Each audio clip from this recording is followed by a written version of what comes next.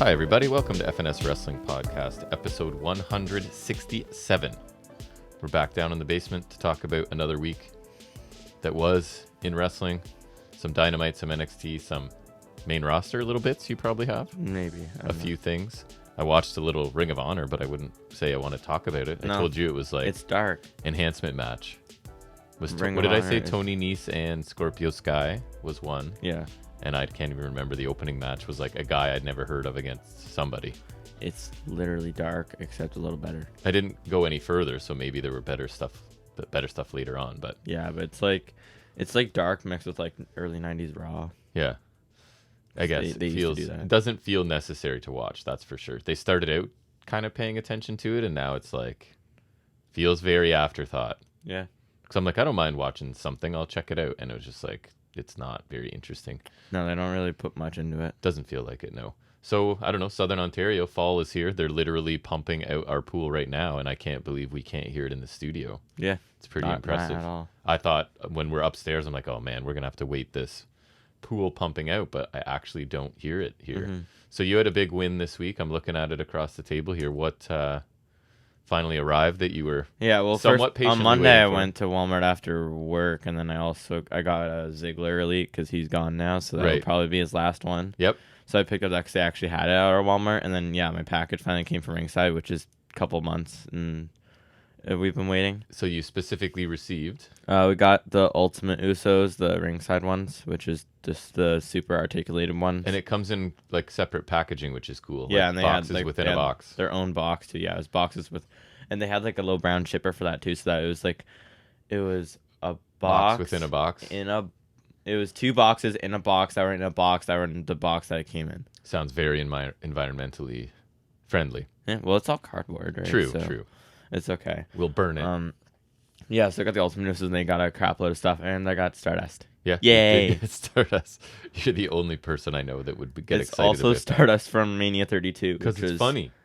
Stardust is funny. That's all especially because like Cody's like so serious and like the actual top guy now, and this is the guy who beat Brock Lesnar. That's right. Oh yeah, it is legend. Yeah, and it's also from my first Mania, so that's cool. And you've worked every day this week except Thursday. Yeah, including today and tomorrow. Yep. Today at 5, right? So that's not bad. Got lots of time to get this. Gotta wake up early tomorrow. Brothers basketball training's in full swing. Season hasn't started yet, but got a few new pieces on the team. Looks pretty good. I don't know. I'm coaching a bunch of things at work as well, so that's keeping me really busy. You had a buddy come back that was from out of town. Yeah. So you roamed the town with him on Thursday night. Yeah. The usuals. Yeah. You're like the usual stops. Yeah, pretty much. Fast food place. Walmart. Coffee place. Walmart. Right? Yeah, pretty much. Not that you're getting coffee, but no, you know what I mean. Tim Hortons. Tim Hortons. For the Canadians. Good Canadian reference. There are Tim Hortons in the States, but they're not as like bananas for it.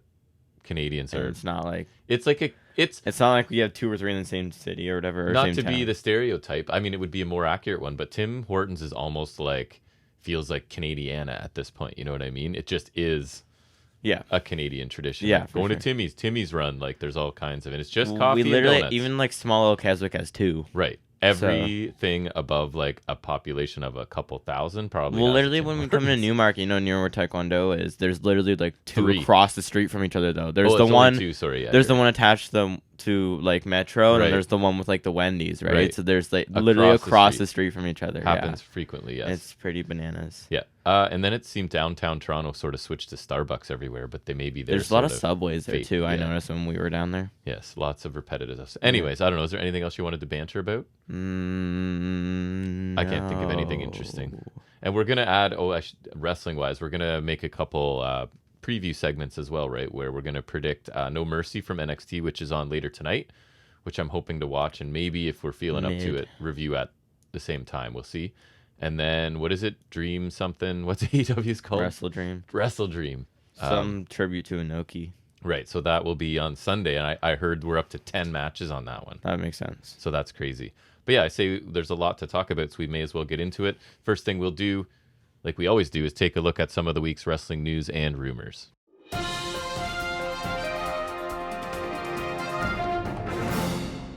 right, let's check in with ratings as we do. We've got NXT this week.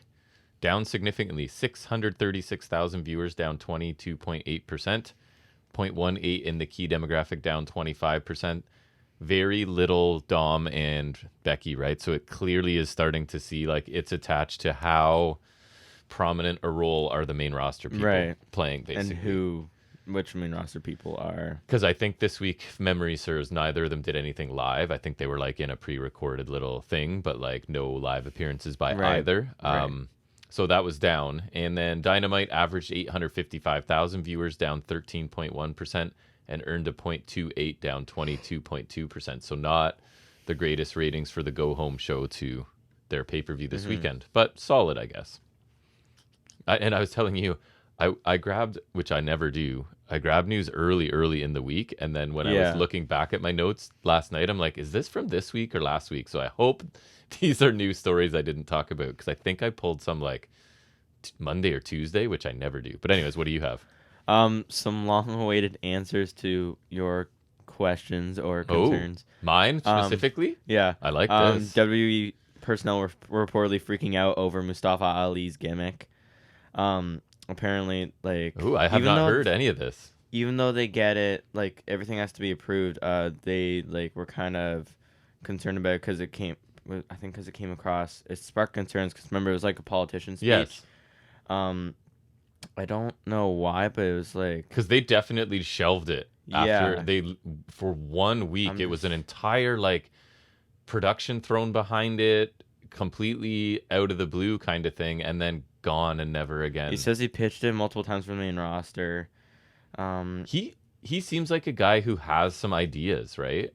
And hopefully he gets to a place that will let him try some. It stated that SmackDown carriers Fox had expressed nervousness over Ali heading in a political route shortly after the gimmick was dropped. I guess because it's like... Because of the color of his skin, and the people that watch their networks won't be able to handle it and will take it in racist directions, would be my guess. Like, yeah.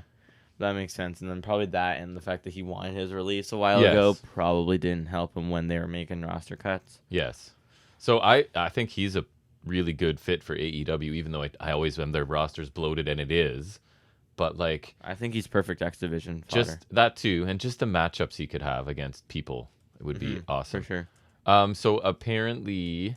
No surprise that Moxley's injury on last week's Dynamite, which he was still not cleared this week either, major ramifications for this week's Dynamite that just passed, as well as Wrestledream, obviously. So original plans called for a non-AEW wrestler to appear on Dynamite to challenge Moxley. So no name given, but... my mind goes immediately to New Japan. Yeah, that seems to be... Because the new releases are too... They still have no competes, I assume. It's not like and just the working relationship just seems to be... Right. Especially with Saber being involved in Wrestledream. It is the best guess. So that would have been an international championship match at Wrestledream, but Phoenix is obviously champion, so they scrapped that, and we really don't know who Moxley's opponent was supposed to be or when he's going to be back. Suji. But it clearly kind of threw a monkey wrench in plans, right? For sure. Edge has been removed from the internal miscellaneous roster in WWE, expected to head to AEW soon, as well as his contract expiring this weekend, leaving him free for Wrestledream. So kind of makes sense for him to come after Christian, I would think, maybe. Yeah. I'm. Or does he help Christian cheat to retain? I feel like he might come after Christian. I do too. So my opinion has kind of changed on this. I feel like was initially not thrilled about this, just kind of in the vein of Sting. Like, I don't really want him here. I agree, but we both lean towards we don't need to see people who've wrestled for 20 years anymore. I respect if he wants to finish his career with Christian, right? And he's a Canadian boy, so there is that. But like, I respect that if he wants to finish his career with Christian, he's gonna go there and do that for a bit.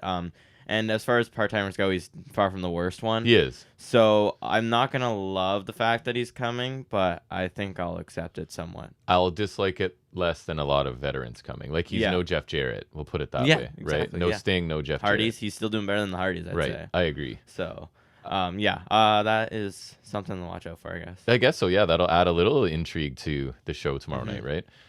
Going back to, again, the Moxley situation, apparently AEW referee Rick Knox has been taking, quote, heavy heat, unquote, after the Moxley incident. I could understand that.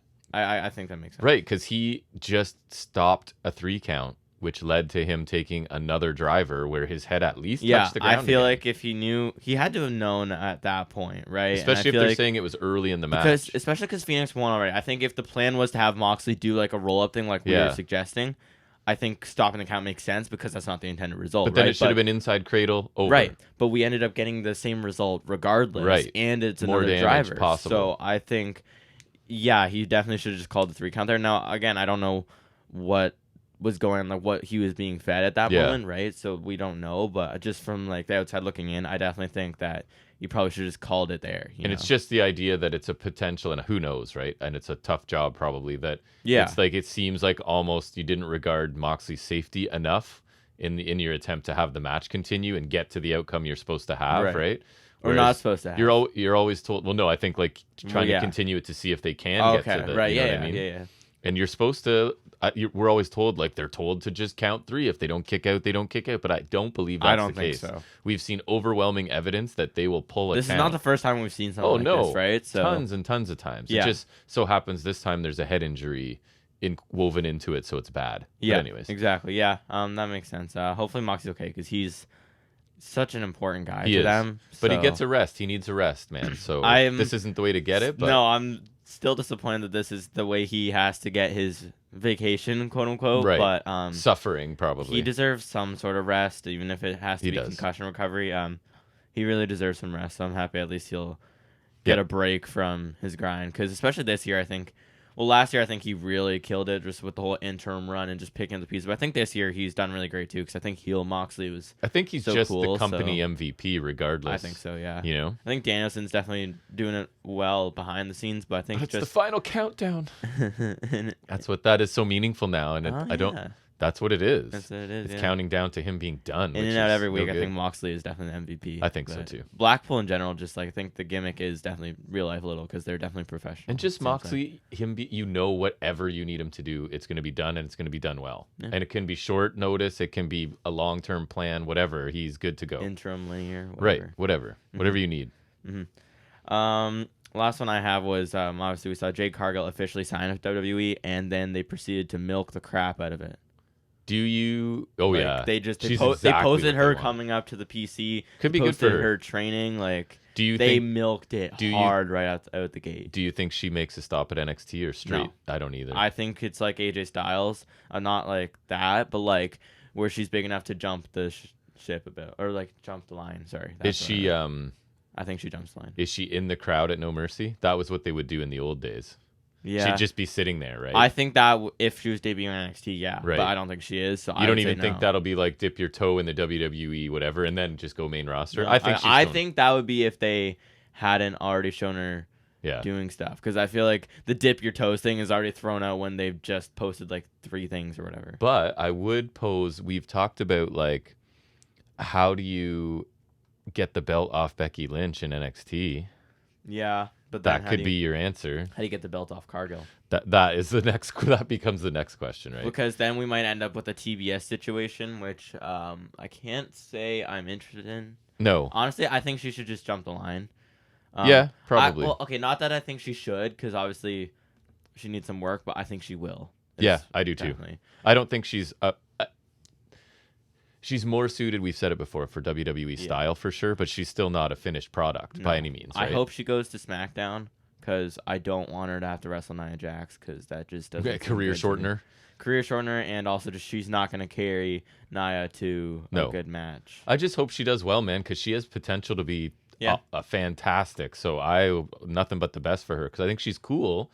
She just would benefit from more development. Yeah, the gimmick just kind of stagnated a bit. Yeah, a little bit. Mm-hmm. And this, I don't remember if you talked about this last week, the AEW heading toward a streaming service, possibly. I couldn't remember if you mentioned it. If I'm being honest. But it looks like they're going to move to 12 pay-per-views a year, right? Oh, yeah. I don't know. We'll keep going. And it could be on Max's streaming service. So, yeah, I think that's like expected, right? And I might be the perfect outcome for them because if that's the case, I would probably cancel WWE and get AEW streaming because we're less likely to watch WWE stuff live. Yeah, but like I like having all the back catalog. Honestly, but I don't want it's worth it for that alone, though. You know what I mean? Just not. I'm not saying obviously I don't pay for it, but like that's very true. I'm just saying like I personally would like to have all the back catalog. And, Okay, well, I don't know if I'd rather cancel Netflix or the network. Probably. Probably Netflix, I don't know. because Office is elsewhere. But Superstore. I know. I love Superstore. How are we gonna watch Superstore? I don't know. Find it, like buy it off of Apple TV or something. I feel like we would do that. Actually. I would, because I'll watch it a ton. That's okay. But That's good. That makes me happy then, because honestly, then that because there's nothing else on Netflix. We can throw it. Yeah, they lost Star Wars. They lost most of the Marvel. I watch crap Tubi more than anything right now. Because I'm like that. I think they have the Batman, but I think that's still on Crave too. Yeah. You still gotta watch that. Anyways, I do wrestling talk. What you did? You had no more. No, I'm out. Only other thing, I don't know if you heard, Malachi Black is injured. Calf tear. Oh damn. Calf tear and hyperextended knee. Hasn't wrestled in the last month since they lost to the Acclaimed. All in, yeah. And then because he's had back problems, he actually went on, I think, social media to like dispel those rumors and that it's not his back. And I wonder if that's why the Acclaimed, because that kind of seemed strange to me. Although they acted I feel like they were gonna win the titles anyway. They acted like they were gonna push House of Black, and they gave them this special matches that they never went on Collision too long and nothing happened. And then they never really did anything cool with those their own. Not on Collision. Well, in general, I don't think. But anyways. No, because remember once Collision started, Malachi wanted to stay there, and then they never did their matches again, and obviously they weren't going to do it on Dynamite because they're on Collision. So then the Collision just kind of ruined it. And this was just something I heard, my last little nugget here that I thought was really interesting. Hearing or reading somebody talking about Mansoor being one of the cuts. Did you know what was part of his? So part of the agreement with Saudi Arabia and WWE was that Mansoor was not allowed to lose on television. Isn't that crazy? Yeah, but I'm pretty sure he did like a lot. Did he? Dude, he was in Maximum Male Models. They lost all the time. But did he? I don't know if it's maybe him personally would not be pinned. Maybe then. I feel like. And did he lose on TV? I think so. I don't know. I feel like in all the times it might be a fact check. That's interesting. Yeah, that's weird. That is weird. Okay, so that's gonna wrap up our news. I can see that they didn't do the same for Ali though. No, they did not. And we will now deep dive into this past Wednesday's. I guess it was the go home to whatever. Why can't I remember? Come on, no, you're not getting help this time. Come on. Wrestledream. There you go. Nailed it. The go home show for Wrestledream, and it is AEW Dynamite.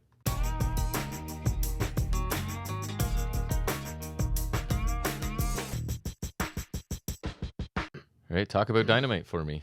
Remind me of what we just watched. Oh, wait, what? No, always. Why did I think we just watched it this morning? I'm not smart. Not this morning, no. So, impromptu title run here for Phoenix, and so you got to start it off with a bang, right? And who would you pick for your first opponent? Well, I mean, to be fair, I am a contrast of styles guy. I do like a good contrast of styles. No, you like a good contrast of styles. Fair enough. So this was a contrast. We get Jeff Jarrett. But not. Yay! 56-year-old Jeff Jarrett. Is he actually 56? I believe that is correct. I've looked it up I swear I've looked it up for us like 3 or 4 times. Yeah, it has to be. I liked Phoenix's gear. I thought it was cool, like the black and then it was like white and green. I think half his mask was like white and green. It was cool looking. Now. 56 years old. We've looked it up before. I think we've looked it up so many times. It's just gonna be in green in your brain. It is. You got Jeff Jarrett knowledge. I could forget many things. Numbers generally stick in my head for some reason. So yes, we get Phoenix and Jeff Jarrett. So one of the quickest, high flyingest, flippinest guys against a 56-year-old who, I don't know, works a different style, shall we say? Mm-hmm. A little bit. So sorry, tell us about it. I guess Phoenix was 34. He's 32. Nice. I was so close. Phoenix dove onto Jarrett and Lethal during entrance, and you got the jump on him. Satnam Singh tried to interfere, 1 in a million. But Phoenix dodges, and he took a DDT from Jarrett. Springboard arm drag into a double foot stomp from Phoenix for 2. Lethal tries to interfere but gets taken up by a rope walk kick from Phoenix, and then Jarrett hits a low blow while Dutt has the ref distracted, and Jarrett rolls him up with a small package. I believe that. I bid on that almost, right? Jarrett's not going to win, but like for a near fall, that was fairly believable. Just like scary kind of, right? Like, please no. Yeah. Jarrett hit a stroke for 2, which Phoenix took like a DDT. He got a rope break on that, thankfully. Because I do not like that move, but Phoenix certainly did all he could to make it look cool. Yeah. I think Jarrett definitely does it the worst, though. Like, it just doesn't look like it should finish it's not. anyone. It's not the best, but Jarrett makes it worse. If you want to hit that and then like cool transition into some submission, fine. But Koji clutch. Right? Yeah, sure. Sammy and Ollie do that. Yeah. Yeah. So then Phoenix countered figure 4 into a pin for the win.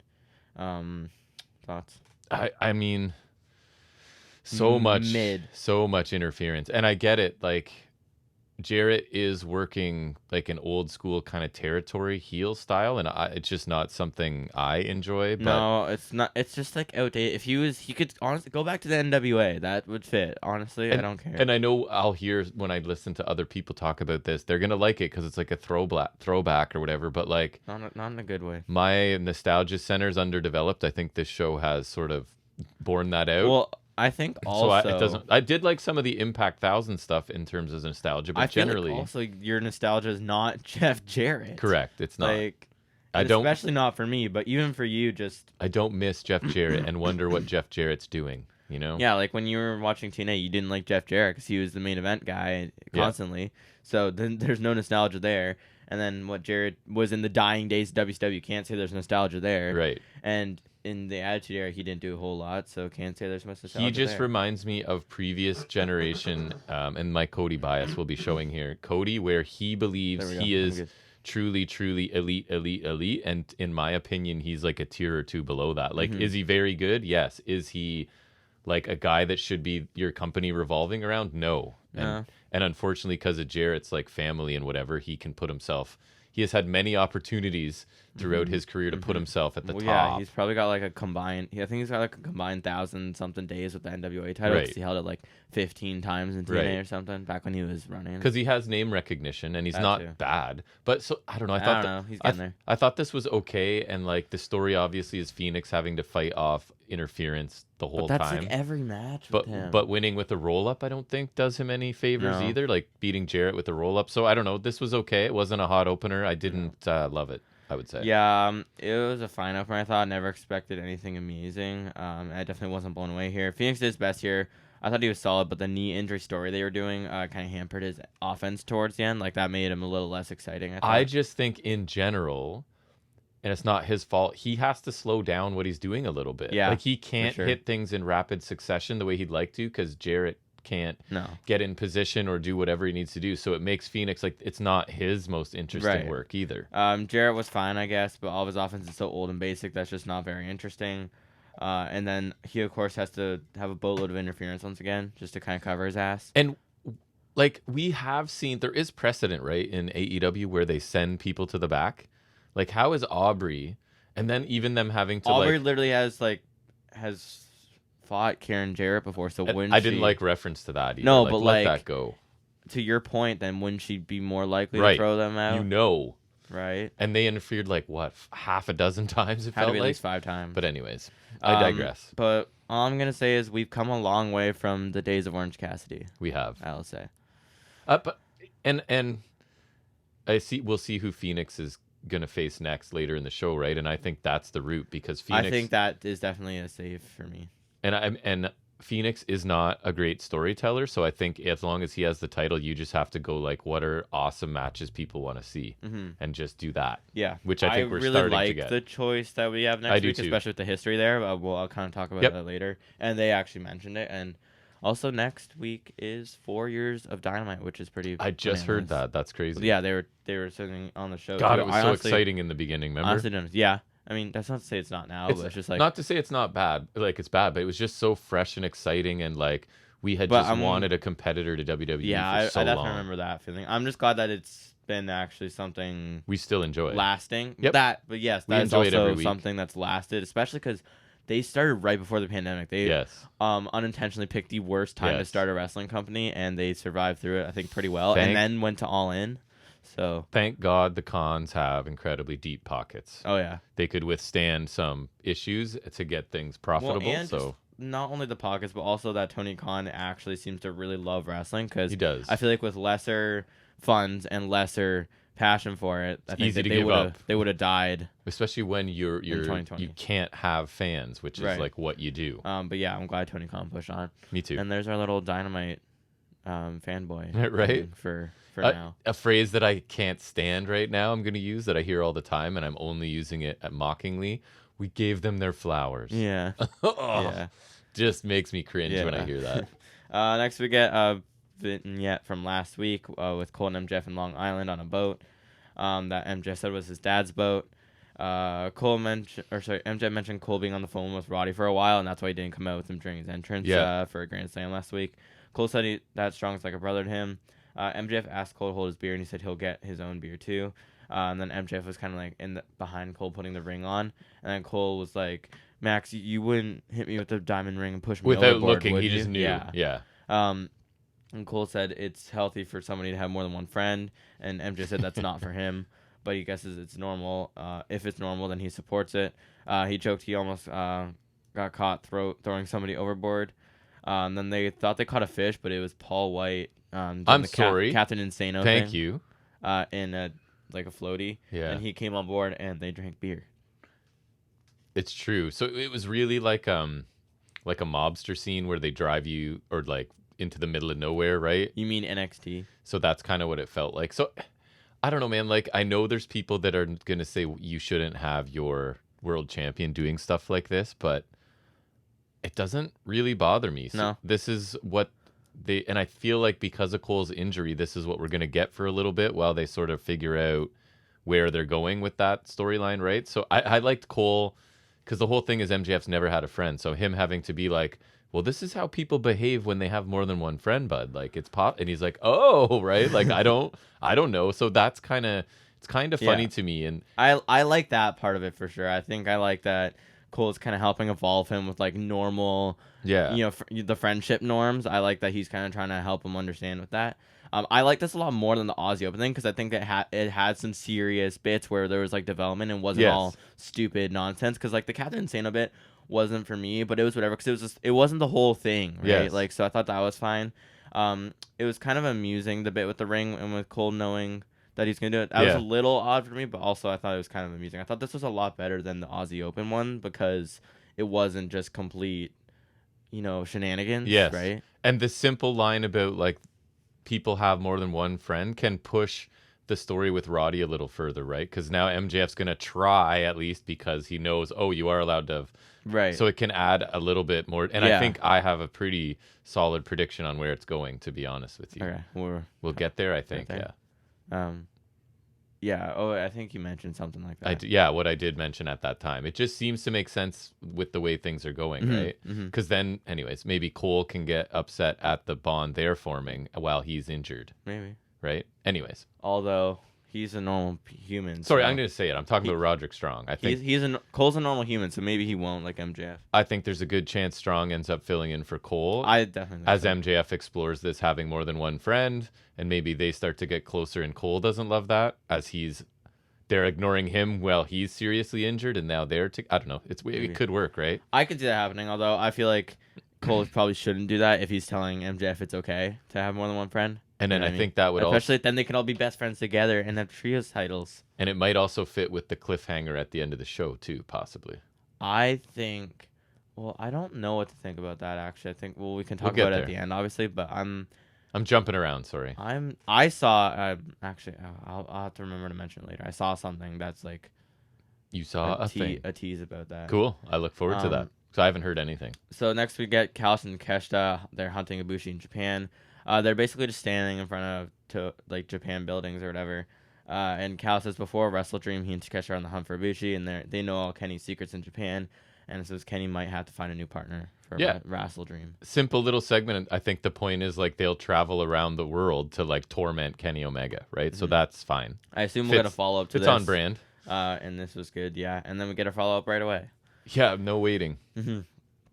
So we hear from the Don Callis family, and that includes Samuel Guevara. Mm-hmm. And now with the multiple appearances, I'm wondering if Ospreay is technically involved in there or not. I don't think so. I'm gonna go with no, but he's definitely like an affiliate. Because I think Callis would be talking about that. If Will Ospreay's in your group, you're not making it ambiguous. I don't think. You know what I mean? No. He's definitely parading that around like nobody's business. Yeah. Plus, I hope he doesn't, because then when Ospreay comes in, we need that United Empire stuff, you know? Yes. United Empire Gold. Right. Gotta do the spin-offs. Don Cal said Ibushi wasn't safe in Japan, and so he had his personal camera crew with them to document it. Basically, they did did their best Swerve Strickland impression, and they went to They did. Ibushi's academy. Was They beat up his friend. They beat up Ibushi, and Kesha hit him with like a weight or something, like the I don't little know. bell thing. It's like the weight. It's got like the handle. It's like the circular weight. Oh yeah, it was a kettlebell. Kettlebell. You're right. That's what it is. Yeah, Yes, thank you. yeah. And then he choked Ibushi out with his cool heel boy jacket. Yes. And Cal said they've never been stronger with Takeshita, Ospreay, and Sammy. Guevara spoke, said he's been painted out to be the bad guy, but in reality, he's the hero. That got some not so kind, mean-spirited chants from the crowd. It did. Because your mom was behind us. What did she think it was again? It was something like a sandwich. Feed him a sandwich or I don't know. something. I Something. don't know. Then and she You're a was sandwich or when something? we told her what it really was, she was like, "Really? Like those fans are so mean." You Yeah. know? This ain't WWE, mother. No. Well, Sammy said Jericho's holding him back for 4 years. Sammy said that Jericho was holding him back. He just said that. Sammy thought that Jericho would pass him the torch, but he never did because Don Callis showed that Jericho was selfish. Sammy said he'll become the champion and star he was meant to be. And Cal said Wrestledream, he'll take everything Omega Jericho from America. Oh my God. Omega, Jericho, and Ibushi. Words are hard. Until there's nothing left but the tears. And then they left. What I thought was funny because before the promo they showed the highlights of Guevara's promo on Rampage. Yeah. And the way I saw it, I think it was the What Culture review. It was like Sammy Guevara said, "Chris Jericho's dead to me. I never want to see him again." And Chris Jericho comes out and you proceed to see him again. I thought that was really funny.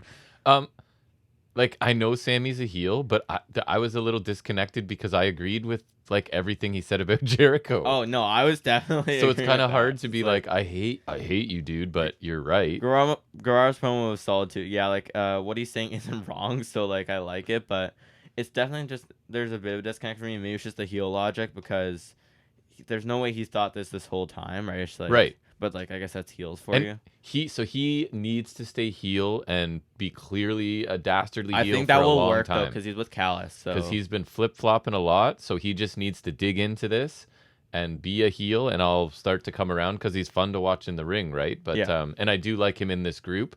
He just needs some time to adjust because he's been so back and forth in the last half year For or sure. whatever. Yeah. I thought the Ibushi beatdown was cool. Yep. Takeshita looked nice and menacing. Unfortunately though, that pales in comparison to the invasion of the Buddy Wayne Academy. And it does. It wasn't as good. It seemed like a lesser version. But also if unfortunately, if Kota, he hasn't looked like Kota Ibushi, so this gives you well, he just got beaten down with a kettlebell, right? So maybe he's not peak Ibushi. Yeah, I'm really hoping tomorrow. we get that Ibushi at some point. Otherwise, I think he'll round back into shape. I hope But so. Yeah. it hasn't. Maybe he's it's the just name been- value too, right? He's just been kind of ordinary, which is crazy. which is unordinary for him. No, right? that's ridiculous. Yeah, so hopefully he really gets it. I hope at least when we get a match with him and Takeshita, which I Yeah. feel like we have to. Yeah. I feel like I'm hoping he gets into shape for that because Yeah. I feel like Takeshita Ibushi could be amazing. And I don't mean like physical conditioning. He doesn't look as Just good in like- shape, but just perform at the level. he performs. looks great still, but in ring wise, right? Yes. You think he definitely needs to get back into the ring shape. I agree. Yeah. Next we get word from Starks following Collision last week and the Texas Death Match. We got some highlights from that. Stark said he didn't lose and he survived, and he's still never been tapped out, submitted, or And pinned. his face is like dried blood on it. I like when he they looked do that. cool. Yeah, Yeah. I like it right in the moment like that. Yuta comes in and apologizes for laying hands on him when he wanted to show respect to Danielson, which I don't know. Stark said he'll put him down next time he does that. Yuta kind of came at him saying he thinks Starks is fake, I think he said. And he just complains and moans and he couldn't get back up. Meanwhile, Yuta has to get up every day after he gets his ass beat by Blackpool. Yeah. And he challenges him to a match at Wrestledream. And this was solid. It was pretty short. I thought Stark sounded really strong and Yuta was pretty good. Yuta's more interesting as a heel, though. I like heel Blackpool better, I think. Me too. But I'll accept them however they are because they're really cool still. Should be a solid match, but it feels like this should have been on the Collision before Wrestledream opposed to the card itself. Like, no disrespect to these guys, but like this doesn't feel like a pay-per-view match to me. I feel like they're trying to strike while the iron's hot with Starks because he's picked up a lot from feuding with Danielson, right? Like he's now like, I think people that didn't know a lot about him are like, oh no, this guy can go, right? So I think it's kind of rewarding him. They're feeding him Yuta, I'm pretty sure, right? Like I think so. Risking giving you one of my picks for later when we make predictions. But I thought Yuta, I would never pick Starks. I thought Yuta sounded really good. I like here, Yuta, and yeah. I feel like he's improving on the mic, so that is awesome. And these are two young, super talented guys, so the match should be really good. But I feel like the match should be good. It's just it doesn't. It is last minute. It's kind of Feels like, lackluster. hey, Starks, you're kind of elevated right now, so let's get you on the card. It feels like, which is fine. Should be a good match. Elevated. I like that. That's a good theme song. Right, sure, if you say That's so. Osprey's theme. Oh, right. It's fantastic. Next, we get a random 3-way eliminator, which is Yeah, with me going, is this for something? I don't know what's going on. Yeah. You had to fill me in on a Nick couple Jackson, things. Claudio, or Claudie, I guess I forgot the O there. Claudio. My mistake. Claudio Castagnoli and Brian Cage. Why do they call him Cage? With Nana, because he's a machine, obviously. Oh, okay. No, that makes sense. You know what I noticed this week? None of the none of the Hung Bucks came out with their new belts. Oh, yeah. That shows you how important they are. Right.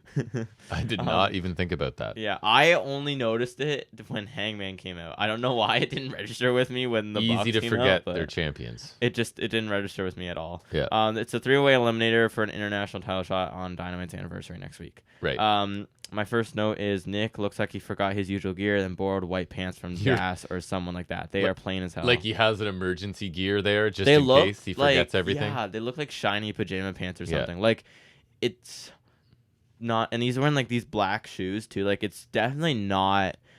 And I think later on my point is furthered. But like it just looks like a backup gear. You know, like that one time Undertaker wore really ugly camo pants because he didn't have his gear, or like, you know, somebody else just recently had to borrow somebody else's. Right, you know what I mean? Yeah. Like sometimes you gotta borrow gear or whatever. This looks like one of those times. It just looks like very. Well, because they like, clearly plain for him, right? clearly care about what they're wearing. And he didn't have entrance gear, correct me if I'm wrong. Like I think he just came out I think that's right. as is. So he looked very just like mundane for Nick Jackson. Yeah. Which is weird. So, and my theory, I think there's some evidence to support that later on with the other Jackson. Maybe it's like when they're singles, they're just not themselves, and they're Matt lost. looked like himself. Yeah, I guess Matt so. looked like himself. True. Nick gets taken out. Then Claudio and Cage have a test of strength. They trade suplexes, then strikes. Cage hits a corner clothesline and the enziguri, then following with a German suplex to Claudio. Nick hits Cage with the corner high knee bulldog, then a running PK on the apron to Claudio. Slingshot X Factor to Cage. Flips back to the apron moonsaults off the apron onto Claudio, but he gets caught. Then he swings it into a DDT. Mm-hmm. You know, his usual hot tag flurry, but in a triple threat. Nick gets a 450 to Cage for a 2 count. Nice. Claudio nailed that 450. Claudio gets Cage around for the swing. Looks crazy. Anytime a guy that big, like every time it's like looks impressive. It looks like so easy too. It does. Cage caught a diving crossbody from Nick and lifts him up to an F5 for 2. That looks so clean. So like, it was crazy crisp how and like effortless. Just like he caught him easy, picked him up, and just the way he swung him on an F5, the way he landed was just so pitch perfect. Like, and like no preparation to put him in. No, like, he just chucked him up and swung him around. Yeah, it was so clean. It was like crisp. Outside into superplex to Claudio from Cage. Looked for 2, crazy too. Cage is nuts. Finish comes when Claudio manages to get Cage for a Ricola bomb, which looked pretty cool actually. It did. That's a big then boy. Nick flew in, hit a Springboard Hurricane Rana to take out Claudio, and then he like landed right into the pin on Cage, and Nick takes the win there. I thought this was a really fun I triple love this. threat. I thought this was super fun. And you have like the undermanned high flyer kind of having to use his wits to beat these two monsters. Yeah, right? I thought that was really cool because you had the strongman exchanges between the two powerhouses, and then you have the high flyer kind of zipping in, trying to keep up when with he them, can. Right? Yeah, and then like Cage is basically perfect for matches like this. He doesn't have to carry the match. There's no story really in it. It's just like get in there and hit a bunch of cool looking stuff, which he does really well. And it's just for a title shot, so it allows them to just have like a bunch of offense, and there's still some stakes there, right? So I thought he looked really good. He always does. He's just lacking that whatever it is, charisma or whatever. But like in matches like this, he's great. So I thought I was really entertained by this. And again, Nick and Phoenix sounds like an awesome match. And we haven't gotten this match in nearly 4 years. Right. So this was early. They said Dynamite number 8. Right. So that's pretty cool. And it should be awesome. And that's what I'm saying with Phoenix. Since you can't really build a lot of stories around him in his current, because he's just kind of a guy, just have kind of a guy. And that sounds mean, but you know what I mean. And just have dream matches then. Just keep putting him against crazy, awesome opponents in one-offs that I want to see. And that can be his story. Yeah, I'm super excited for that. I really liked the finish here. That was really cool just because he landed like perfectly to cage to get the pin there. I thought that was a cool way to steal the pin. It was a really good finish. Throwing someone out, like they usually do, because it's like, oh, you just chuck them out, you steal the pin. But I thought this was like a creative way to do that. Yeah. So I thought that was really cool. I thought this had a really fun pace to it. Like it was just like action. Really good. In just the best way possible. I'm really happy for Nick too, because I've always liked him a little. He's always got like a really nice hot tag flurry going. Like out of the Bucks, he's my preferred Buck. Me too. Especially because he's like the Jeff Hardy kind of guy, but he doesn't have drinking issues, so he's that we know of. Yeah, that we know of. He doesn't have publicly documented legal issues. Right. Multiple. And also him versus Phoenix sounds fantastic. It does. It's been a long time since we've seen that like commentary mentioned, so I'm definitely happy about that. Hopefully he has ring gear next week though. I'm kind of hoping for that. Next we get a Righteous vignette, and I'm just realizing I didn't get notes for that, so I'm gonna have to scroll down a little. So I'm just kind of talking just to kind of stall. I mean, I can vamp for you a little bit. There's not really much. They say like, do you ache for a feeling that you fake to feel or something like that? I think what they were saying, and I don't remember what their exact words were. I think the line was something like I just said. I can't remember specifically. But basically, I think it's like it's better to be evil and whatever like us than to be fake friends. Like, that's one of the things they said too. MJF yeah, and like, Cole are, I think, is what he's saying. It hurts less from your enemy than like from your friend, or you know what I mean, or like a fake friend or something like that. My interpretation, and I hope I think I know what you're. I'm kind of digging this, is that Vincent is kind of perceptive, right? And he's like, clearly one of you is at least one of you is being phony to the other one. We all know it's coming. And so it hurts less when you like if MJF was just upfront being a scumbag, it would hurt less. But we're evil, but we're evil transparently. Right. And MJF's obviously kind of feigning that, right? So I think this is really cool, and I really liked it. I saw like some people didn't like it just because like some people think like kind of like House of Black. Sometimes it's like a little rambling and weird, but I thought this was really cool. I thought it was, but this felt like more early Wyatt vibes where you could find a thread, and like I'm pulling at. Maybe I'm wrong. No, I think that's what they were kind of getting at, right? That's what it seemed like, and like they had like little paper cutouts and whatever. Dolls cut out. Yeah. I think that's definitely what I like. The one had a neck brace. That was fun. I think Vincent's cool. I like the vibe here. I just feel like they need to be like somehow incorporated into the show and the product a bit more. Yeah. Because it feels like they're like outside of it almost. Well, yeah, because first off, they're mainly ROH guys. Second of all, they won this title shot on Rampage. So let's say you're not someone who really likes to watch Rampage or Ring of Honor. You're going to be wondering... exactly. Who are these guys? Why are they talking to Nicole and MJF? Exactly. Because I know who the they title are. shot's not even mentioned here, right? So you wouldn't even... Right. You'd honestly be forgiven for not knowing they have a title match. So, but that aside, I thought this was really cool and it was really interesting. Missing context aside, I thought it was really cool. I'm glad they're getting a title shot because I think they're interesting. Also, their theme playing in the background was nice because their theme is super interesting as well. With Cole and Doubt, I think it'd be all right to give them the belts for a bit. I could see MJF winning, and like what you're saying, I'd probably lean that way, but I would not be adverse to giving these guys the belts. I like the act. I just want a little more like development, or because I watched ROH on its way out, right, and was reviewing it, so I know who they are and what they do. And even they've sort of, it feels like Dutch has evolved into something more interesting, but the average person, what happened to Stu Grayson? I don't know. I guess he was getting affiliated with them, and then it just, despite looking like a Dark Order guy, but then he dressed like them finally, he did. And then now they're just not affiliated now. Like, but yeah, they just gave up on that. I'm interested. I got the my favorite version of Wyatt vibes from this, so I'm good with it. Yeah. Next, we get to hear from Cole and MJF, and Cole's coming in on crutches and a heavy cast. Yeah, like heavier than Matt Jackson's arm. Apparently, I heard somewhere that Britt put out X-rays of it, and it's bad. That's oof. Yeah, it's not good. So the fact that he, and I think that was part of what she was saying too, the fact that he finished that segment on his feet, and I don't like to glorify that culture that's in wrestling where it's like, even if you're dying, you finish the bit, but he did. I respect him for that. Yeah, and that's... Because he had us thinking for a second he might be okay, because like he was limping around a bit, but then he looked like he was kind of standing okay. Yeah. But that must have been hell then, because... He's got 3 separate breaks, I think it is. Yeah, so he said his ankle exploded and broke in 3 different places, and he tore ligaments. Like, That's crazy how much damage that Yeah. that ramp did. Yeah. And I mean, technically, the ramp is also to blame for Moxley because Phoenix dove from the ramp. So it is crazy how destructive Ban that the ramp ramp. was. Oh my god! Like, he said, Cole says he has to get surgery. He'll do everything in his power to get back as soon as humanly possible. He said they hold the ROH tag titles, and since he can't defend, they have to relinquish them. But MJF cut him off, so hold on a second. He said he didn't wrestle twice in one night to relinquish them to the righteous. And he said Cole got hurt because MJF needed his help at Grand Slam. And MJF said that when Cole comes back here, he wants the title still to be there waiting for him. And MJF spoke to the camera, said he's going to defend the titles against the righteous in a handicap match. Oh my god! So I just showed Jack a picture of his, not an X-ray, but a picture of what his foot and ankle look like. That just looks like littered with bruises. Like, yeah. Oh, that's horrible. So Britt tweeted, "This guy broke his ankle in 3 places on a freak accident. He's still hobbled around on live TV because, as we like to say, quote, the show must go on.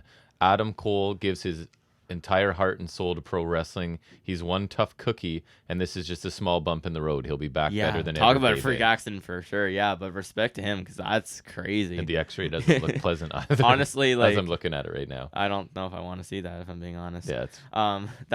That's like at least he didn't end up being like Vince, where he tears both his quads. He's just down. sitting in the ring. Whatever, man. Vince finished that too. I can't stand that man, but he finished. That's one of the funniest things ever. Roddy comes out in a custom wheelchair with the Kingdom, and he's shouting Adam's name, saying it's an emergency. Right. Well, Cole has like a destroyed ankle. Roddy's just saying it's an emergency.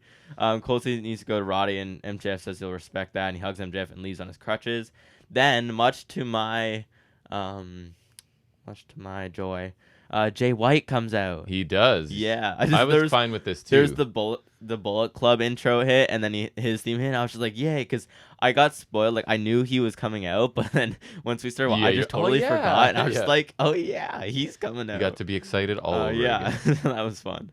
I don't remember where, and I don't think it's in here. So like he said, he left Bullet Club. He sent Bullet Club to the back so that they could enjoy this moment by themselves. And he said because it was 5-on-1, which made me laugh because he's including Cardblade in that. Yeah, of course. Which that makes me chuckle because for those who don't know, Bullet Club Gold had been parading around with a. So I think the 1 week Jay White was gone, so they had a cardboard cutout of Switchblade, and they call him Cardblade. And it's just stayed as part of the faction. It's part of the group now.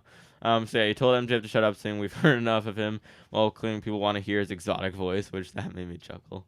MJ said the White must be smoking some of that sweet Colorado grass, and we got a weed chant going. Colorado crowd was really good. This whole show, good, yeah. It was a good crowd. There was the one thing where they were really good for this. It might have been this. They were hyped pretty much from the get-go in this one. MJF said, if you come at the king, you best not miss. He mocked White's goatee, saying it looked like pubic hair, which I love Jay White, but that admittedly, that's kind of funny. Just the way the kind of goatee he's got. He got cooked a little here by MJF. MJF cooked him a little, yeah. MJ spoke about how he used to read things about how good he was, and people say he's no Jay White. MJ said he didn't understand, but now they're saying eye to eye, and fans know that MJF is a fine filet mignon. And he said, whenever he's in the ring, the show is about him, because nobody's on the level of the devil. And he's a generational talent. He said White's very talented, and he said White's tried to convince the fans that he was filet mignon, but he's tofu. Tofu chants breakout. I think he's going to hear them for a while. Yeah. I do. I don't necessarily agree with that. No. But you can see that it's a thing you would attack if you want to get to Jay White. Like, it's a feasible criticism. It's a good thing, like, in kayfabe. Yes. But I think that's far from the truth and reality. I do too. Of course. MJ said that White has been giving everything like the cool entrance nickname. I do love his nickname. T-shirts. His T-shirts are cool. I want the one that he's got, the Bang Bang Gang. It's cool in the shape of the finger gun. I just want a shirt. I think I saw one that's like the normal. It's like just normal Bang Bang Gang down there. I want that one too because I would just. The other joy I would have to wear a shirt that says Bang Bang Gang because just people could totally take that the wrong way. Have a clue. They'll have a clue, but the wrong clue. It would make me so happy. Like, also, I added to my list for Christmas. Strange joy. I want the Hangman shirt that just says Anxious Millennial Cowboy because, again, out of context, that is just so funny to me. And you know that 99% of the time it's going to be out of context. Yeah, and when finally that 1% gives you the little nod, you'll be like, that's right. That's my boy. I swear, the one time I was wearing... Okay, so out of like a off-topic story, I forgot to tell you this actually. So the one time I was wearing my Acclaim shirt, Jack. and the one guy. My advice is put a spot in what you're talking, so you remember to pick up? Put your cursor over the last thing you said. It's a pro tip. I already forgot. Okay, All you burgeoning podcasters. I got it. Yeah. Okay, So now go ahead. I was wearing the Acclaim shirt the one day. I was just walking around, and the one guy came up like this, and I was confused for a second. And I looked at my shirt, and I was like, oh, and like the one kid, like, yeah. That's awesome. And I think the one time he did give me a too sweet too. I think I was wearing the Forbidden Door hoodie. So I don't know who he is. At but school? There's Nice. some guy walking around who's Knows what's what. Yeah, he knows what's up. What. So the shirt would be funny just for the 1% people that would get it, but I live for the funny things, That's like the out part of context. Why I wear wrestling shirts is because like Yeah. everyone, like the guy at the pizza place, right, was like, "Oh, were you at Forbidden Door?" Because I was wearing, I think, the Elite Canadian shirt I have. Yeah. So yeah, because I love getting the out of context shirts. They're so funny. It's fun. I love getting like.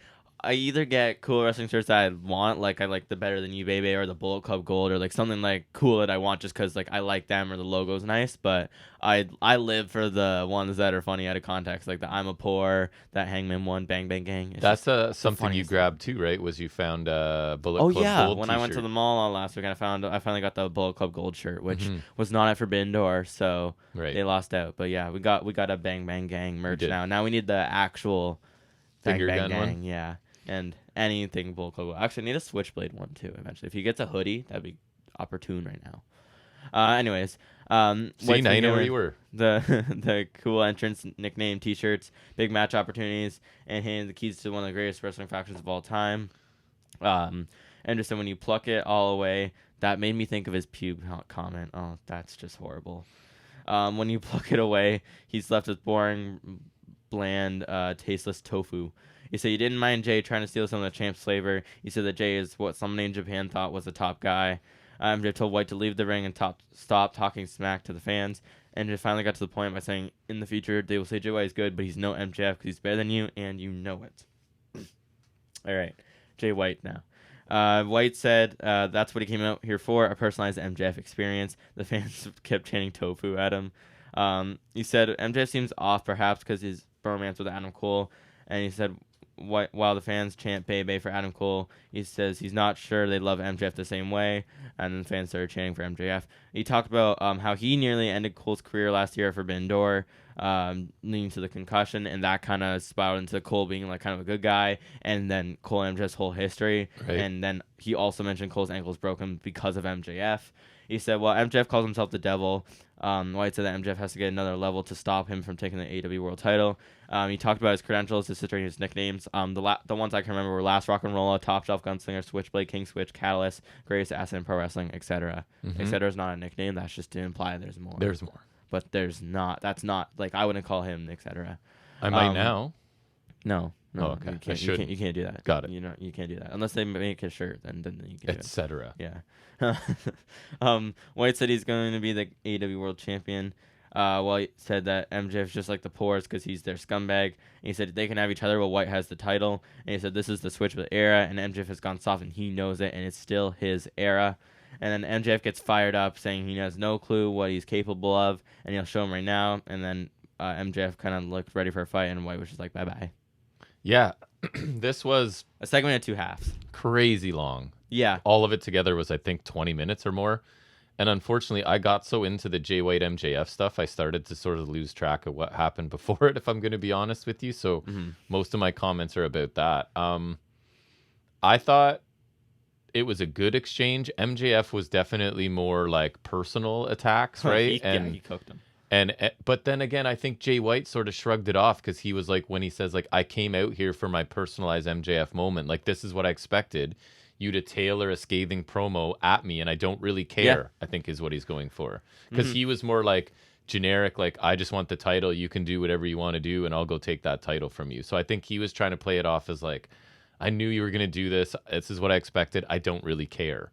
And I'm okay with that because they both sounded awesome. Like I was just so happy seeing Switchblade in a top spot here. I was super happy to see him in a. And MJF shows good range, right? Earlier in the show, kind of doing a silly comedy parody thing, and now back to being really serious and angry. Talent, baby. So yeah, I think It would be nice if they'd built Jay White a little bit more. It does feel like they're kind of strapping the rocket to him. I'm fine with it too. He just beat Andrade, so It's true, but what has Andrade done, right? So it's kind of coming out of nowhere, but I feel like we're gonna get like what MJF White full gear probably. Maybe Build to that.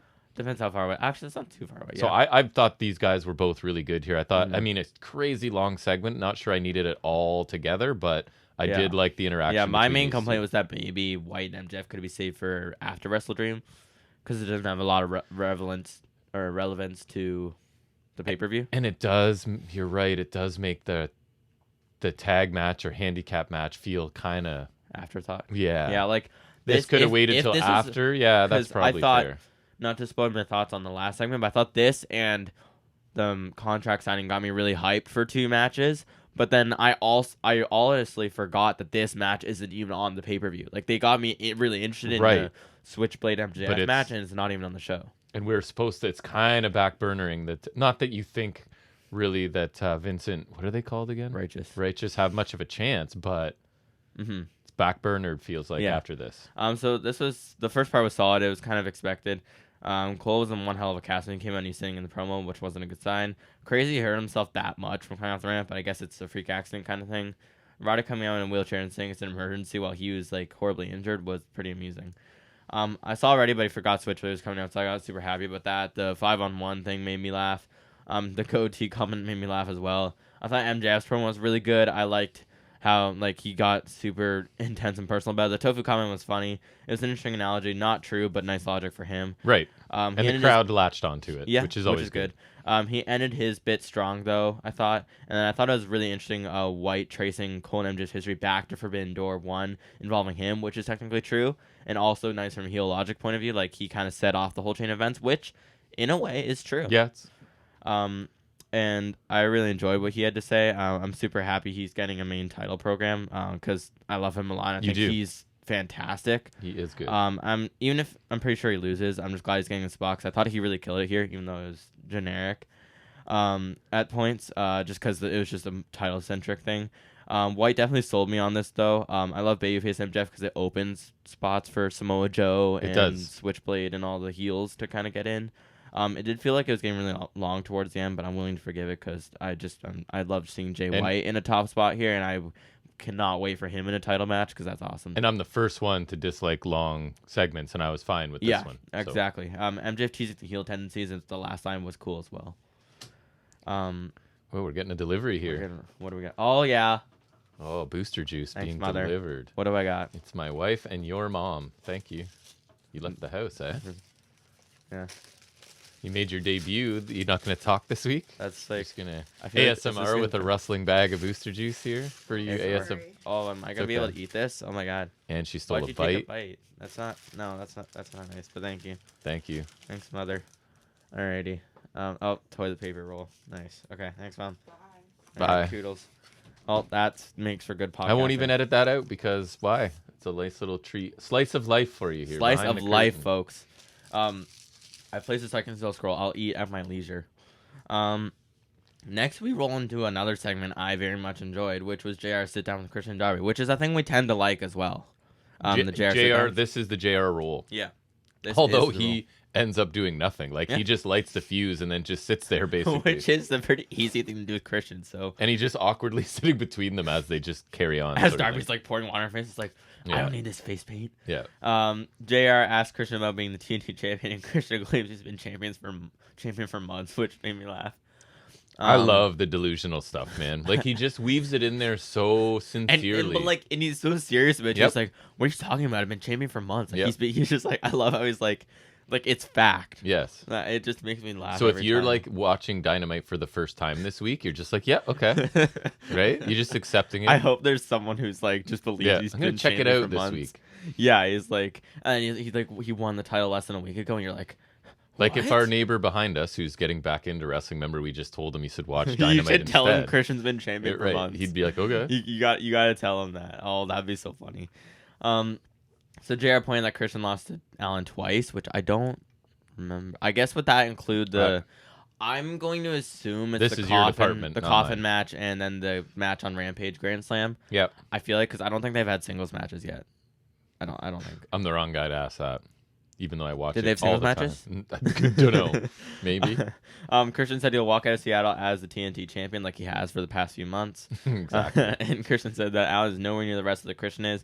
He asked for the 2 or 3 falls to see what Allen can do when he actually wrestles. He said he'll humiliate Allen at ringside. He said Christian asked if Allen will be in attendance. Oh, like maybe Nick Wayne. Yeah. He reminded us that Allen's uncle died for drunk driving and he's dead. He's so Christian's so good. This honestly might be one of his best runs. Alan said, Alan said he's dead. Alan said Christian keeps talking crap about dead people. He said he's won the TNT title in Seattle before and he'll do it again. Christian told Alan to bring his family, even Nick Wayne's mom. Oh, Christian. He told him to bring them. He said he'll tell Nick Wayne not to show up at ringside because he wants to do it on his own. He told Christian not to bring Luchasaurus. And then Christian mocked Allen for having face paint to hide himself. And Darby Allin washed it off with a water bottle, just like say he doesn't hide behind it or whatever. Christian said he doesn't need Luchasaurus with him, and he said he'll always be the TNT champion, so get used to it.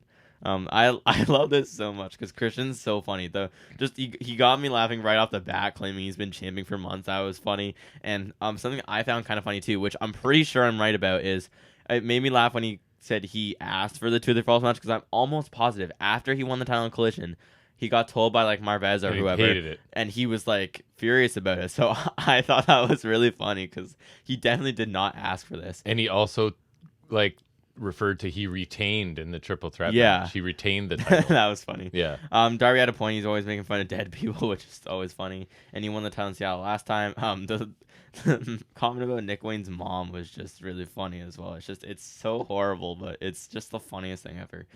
Darby I thought was really good when he got fired up though. I think when he gets really into it and amped, I feel like it feels real, right? Like kind of reminds me again. I go back to that 4 Pillars program.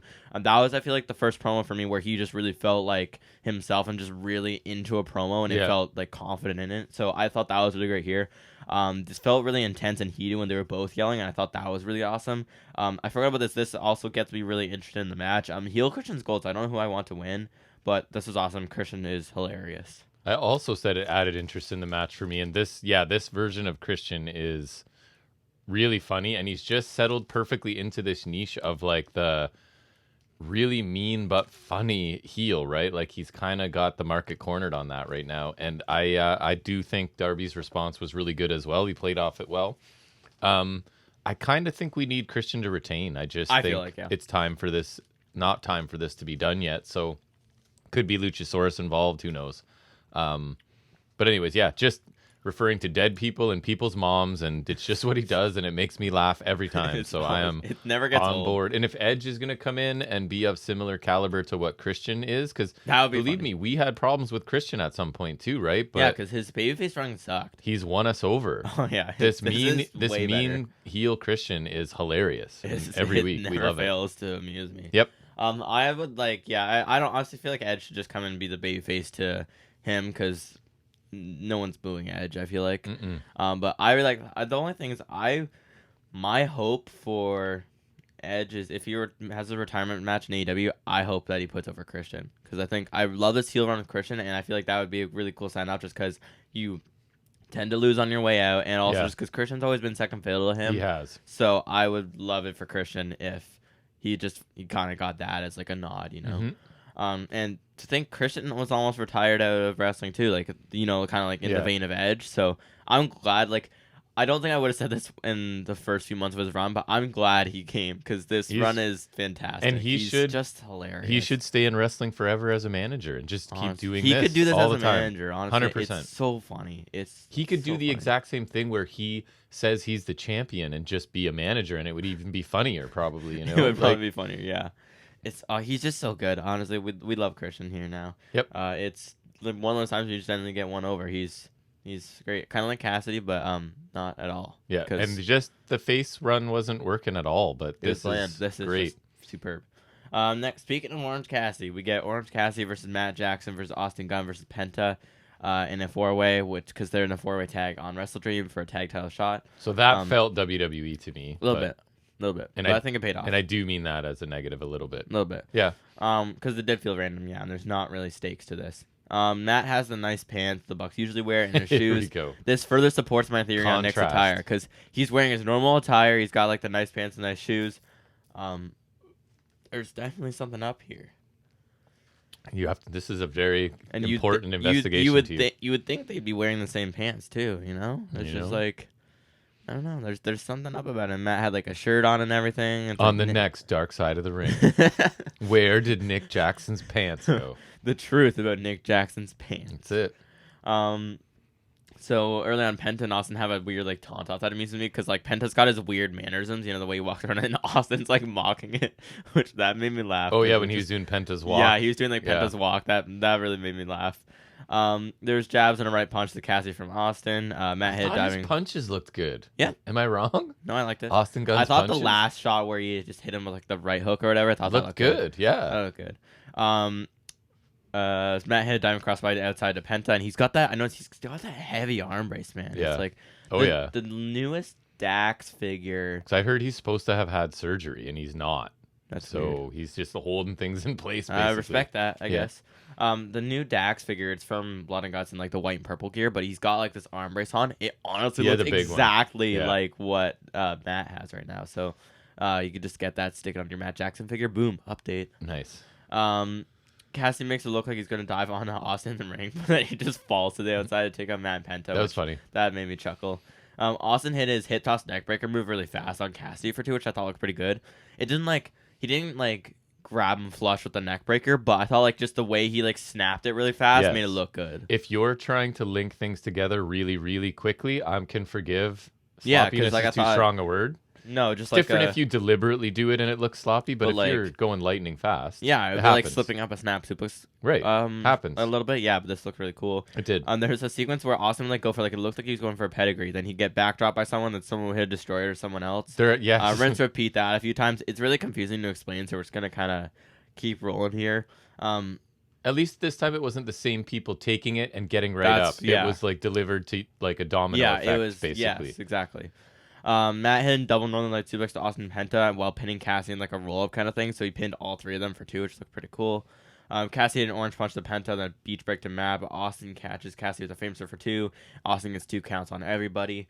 After exchange between Penta and Matt, Austin pulls Penta from the ring and takes him out, and Cassie capitalizes, hitting Matt with an orange punch to pick up the win, and momentum. Exactly. That's pretty much what I was saying at the end of this. So this another really fun multi-man match on the show. I think I like the triple threat better, but this was fun too. Each of them, again, the whole here's one member of each team facing off is kind of WWE cheesy, but at least in this case, the result was entertaining. I thought Austin Gunn held his own here. Like we're becoming fans of the Guns, which is pretty crazy if you go back several months, right? We were not a big fan. Of this, obviously nepotism kind of hires, right? But they seem to be improving. I think it's starting to pay off, and they're believable. They're believable douchebags. I had a feeling Cassidy would win this, right? It helps him rebuild a little, and the loss is meaningless to the other 3. It doesn't mean a thing, right? So exactly. Why wouldn't you give Cassidy? But yeah, another entertaining, kind of chaotic match on this show. On a show full of promos, really. Oh yeah, that's true. Right? It's very segment heavy. Yeah, not in a bad way. Nope. I enjoyed this a lot as well. Another fun action-packed multi-man pair of really fun matches. I thought I didn't like it as much as the 3-way as well, but I thought this was really good. Agree. For a match that didn't really have any stakes to it, which is probably the only hindrance for me because I thought the action was perfectly solid. Destroyer sequence was almost too much, but I think it was better than the one Cassie and Penta did before, so I'll forgive it. They kept the fun pace going. I agree. I thought Austin probably the least, probably the dark horse in this match and the forgotten one. I think he definitely held his own here and had some solid stuff in here that I liked. Cassie winning makes sense. He's the solo star in here. It's just there's a bit of disconnect for me with him and Hook being title contenders. Yeah, just that they haven't really. That makes they haven't really teamed much. No, right? So there's not much of a history there. Doesn't make much sense, but that's fine, I guess. Fun match still. It was. Next we get Julia Hart versus Willow Nightingale, which is what I wanted. People really like Julia Hart, eh? Even Willow's mega baby face, and the crowd usually loves her, but Hart was still getting some. Not that Willow wasn't getting a reaction, but people are definitely behind Julia Hart. It's kind of a mystery to me. Yeah, but anyways, I've been seeing some praise for her stuff a little recently. I didn't see much here. No, I just love the contrast between like her big dark House of Black entrance and Willow just comes out. The bubbly, exactly. And she's got the eye bandage because of the mist. And she had makeup under when it got pulled off, right? Looked like makeup. Was it supposed to look like bruising? Because it didn't really. I feel like it's supposed to look like the mist. Oh, right. Still there. Okay. That was my guess. Sure. Bruise from mist. I don't know what it was. I guess irritation from the mist is more apt. Snap suplex from Willow for 2. She did a pair of body slams later on. Brody King distracted Willow while Hart went under the ring. She came from behind with a chop block and a Brody lariat to the back of the head, which looked pretty solid. Willow kept looking at King and woofing at him almost, or making noise, and the crowd started responding a little bit. He does that, right? Yeah, so, exactly. Oh, that's kind of funny. Hart locked in some weird submission, but Willow got a rope break. Willow hit her with a pounce. Hart was in the trio one. Willow went for a cannonball, blocking King again. But Hart moved and she hit a moonsault for the win. And then she locked in whatever submission. They called it the Heartless, which is kind of funny. Yeah. Until Statlander chases her off. So, unless, because I'll let you know, we don't really watch picture in picture. Unless Julia Hart had a Nick Jackson flurry on she did nothing in this, right? She sold the entire time. Willow missed a move because she was trying to mock Brody King, and then decent looking moonsault, right? But again, it's a moonsault from a 100-pound woman, so it's not going to be a 100-pound person. Doesn't matter the gender, I guess. It's not going to hurt that much, I don't think. But especially not Willow, who's a little bigger. Well, and you haven't taken any offense, right? It's different if you've just been sort of near fall after near fall and you've been taking abuse. But so I don't know, man. I don't think she looks that good. I think they built a Brody King Willow match more than they did Hart and Statlander. And I just want them to pull the trigger on Willow, so I don't like Willow necessarily losing here. I thought Willow looked totally fine, and then Hart pulls out the win off of one move. So I would have not chosen Willow to fulfill this role here. No. But I get it because there is that contrast and there's history, there is story there, but I don't like the end, I guess. This is fine. Hart was fine, but she didn't really do anything. And she still doesn't completely fit this gimmick to me. But she looked better when she was just kind of the witch-looking character, not the entrance and stuff is it kind of works. She looks, she's doing the deadpan, whatever, almost like Undertaker walk down. But then I don't see it in the matches. I don't know where the dark bits come into her in-ring work when she just gets beaten down and hits a moonsault. So I don't know. I didn't think she looked great here. And obviously she's not beating Statlander. So yeah, her in a TBS title match is weird, let alone on pay-per-view. So this doesn't. It feels like they're going we have a pretty strong card and we need to some point figure out what we have in Julia Hart and we need to get something new in the women's division. I hope that's what they're thinking. So it's okay, we've already got, a bunch of bangers, so let's see what she can do with a little bit of time and attention. I feel like it's an experiment almost. It's also they need a women's match and the main title doesn't really have a program yet. Correct. And thankfully it's not the Outcast, so mm-hmm. I can't say I care a ton about this, but it's happening, so hopefully it goes okay. As you eat a panini. I'm trying. Wait till you're done doing this, and then when it's off the top of his head, you can eat. No, I'm still talking. Not as much, but anyways, go ahead. So next we get Swerve and Hangman's contract signing, which is the last thing on the show, basically. Interesting placement, I kind of thought. I think it ended up working out. I do too. It just wasn't where I expected it to be. I would expect maybe I don't know, the MJF Jay White, but it's not leading to anything current, recent. So I guess, anyways, I was a little surprised. Swerve stopped Nana dancing, so I don't like him anymore. But as you said in the moment, that's heel heat, man. Crowd wants it, don't give it to him. Exactly, yeah. I hope he does it on the pay-per-view, though. It's too good. Swerve said he's been impressed by the fire Paige has been showing lately. Swerve warned Paige about walking in Seattle, which is Swerve's house. Swerve said it's nothing what Paige has dealt with before, and they're a lot different. He said what's a cowboy to a something, and a farmer to a something, and a buckshot to a kill shot. Yeah. The last line was nice. It was good. There. Paige admitted that he thought about what Swerve said a few weeks ago. He said that Swerve was right about what he said. He said for a year and a half he felt like there's a black cloud hanging over his head, which may or may not have a name. And Paige said he beat Jon Moxley in a Texas death match and he reunited with his friends in the Elite. He said every time he smiled, that cloud came back and started to rain. CM Punk.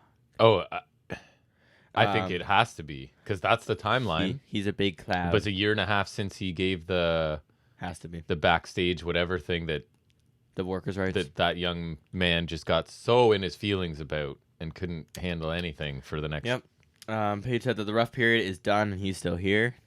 Yep. Paige said that now he has had time to think about his past. He has come to realize that people deserve more from him, the best of him. He said that he deserves it for himself too. He's told Swerve he'll get the best of Hangman at Wrestledream, and he signed the contract. So he got like super. Paige gets like super into this, right? He's got like this super like self-confident promo, and I love it And he's like doing his like thoughtful, vulnerable. yeah, he's doing the that he Hangman does thing, so right? well, And yeah. we love it. And then Swerve just like laughs in his face. Laughs at him. It totally caught me off guard because I'm really getting into it. I love it. It's like it's the self-conscious, like the self-confident promo that Hangman does, right? And I really love it because that's his character and he does it so well. I don't know how people don't think Hangman's not good on the mic because this is good, right? And then Swerve just laughing out. That made me laugh. Because if you're a heel and you're a smart heel and you want to get to him and he's insecure, guess what? You laugh at him for being vulnerable. He's insecure and he's getting all confident and like being vulnerable, and then Swerve just like so you mock him the for longest that. supervillain chuckle. He is a supervillain. We've been saying it forever. It was just so funny without even making a joke. He just laughed it just off. the coolest. Swerve. It's so funny. He said that was pathetic, and he was even more pathetic than Russell Wilson and the Denver Broncos, because they're in Colorado. Swerve said he's glad Seattle got him out there. Swerve said he might have mental health problems because he makes an enemy out of everybody, out of somebody every day in his life. He said he's going to take Paige's position from him. And Paige said that Swerve wants the spot and he wants to be a main event guy. Paige said that Swerve thinks he would have been the first Black World Champion. He said we can argue about if opportunities were handed or earned. He said regardless, he knocked those opportunities out of the park every single time. Fair. He said he told Swerve he doesn't have what it takes to fill his boots. And Swerve signed the contract. Paige coming back by stabbing Swerve's hand with a pen, and then they kind of got separated by security. I really like this segment. Love this. I liked, like you said, you have Paige doing his like thoughtful, honest, vulnerable thing, and Swerve just laughing at him, and clearly that does push Paige over the edge, right? Because the guy who's usually, in control or whatever, he definitely gets more into it in his second speech. And ends up going like ultra violent and just stabbing the guy through the hand with the pen, which obviously he's not really doing it. But I thought it was a cool visual and an idea of like, yeah, Swerve is really getting under this guy's skin and he's losing control. And Swerve is just kind of sitting back and enjoying the chaos he's creating because he's diabolical. And it just... I don't know, man. This is what we're saying. Swerve is a main event heel, and this is further evidence. And I really like. I can't pick between him and Switchblade. Honestly, the contrast between these two is great. I thought this was a cool segment. Mm-hmm. I thought it was really good and segment worthy of closing the show. Both guys brought the intensity and passion here, and it felt like a hot grudge to me. On paper, I was already hyped for this match, but this helped more. I was kind of like, because I just borrowed notes from TJR, so I was just kind of writing opinions on different parts as I went along. Right. Which kind of helped. Smart way to go. Thanks, TJR. Thank you, sir. I use your stuff too. Good stuff. Swerve came in with some nice intensity. I like the buckshot killshot line. That sounded cool, and it was just a nice callback as well. Swerve super killer. Hangman was in his peak promo form here. Just the vulnerable, kind of self-conscious cowboy thing that he's doing. The way he talks about the past year, and just like the way his characters, he's just really good at that. And the punk references were great. The punk references, which I think that's just what I thought from that. Oh, I think so. I just like the way his character is just like the kind of self-doubting kind of thing that he does. It's so good. I don't understand how some people don't think he's good on as a character because like his character is so cool. Because you don't get complex characters in wrestling. So when there is one, for some people it just feels like no, this isn't how this is done, right? Whereas I really enjoy it. I like that, and I like that he like kind of brought it with like a really baby face on, like giving the fans the best that they deserve and whatever. And then Swerve just laughing it off just killed me. That was just so funny. Swerve came back with more intensity too. I love his angle coming for that top spot, and that's what it's about. It's really simple, like Jay White's motivation, but that's totally fine because I think that works, and I think that was cool. The rain line was funny. Hangman ended really strong. I thought like how he's got that self-doubting way about him, but then he comes back and have confidence at the end, and he's ready to fight. This escalated really nicely, and between this and FTR Aussie Open, I don't know which one I'm looking forward to more, but it's definitely those two as my front runners. A lot of this card looks really of the card good. looks fantastic. I thought for a while like there was not a miss on the card. Then we like the end of the show, we cut to backstage, and Retribution is beating up Switchblade. I'm just kidding. It's 4 guys in all black beating up Jay White backstage. Then we see a 5th in the MJF devil mask, and the show cuts off. So I saw do you remember the one week? I think it was after All In when Cole and MJF were sitting in the locker room, and like that was when MJF announced the ROH Tag Title number one contenders match, and that's when he announced the Grand Slam tournament. Right. When they were sitting in the back, they had their lockers. In one of the lockers, that mask was hanging there. Ooh. In that segment.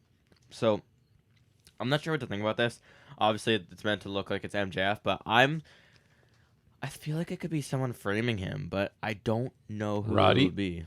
I feel like maybe, but Could go there's that way, 5 too. guys, so Yeah. now the rest of them could just be randoms that the guy hired or whatever.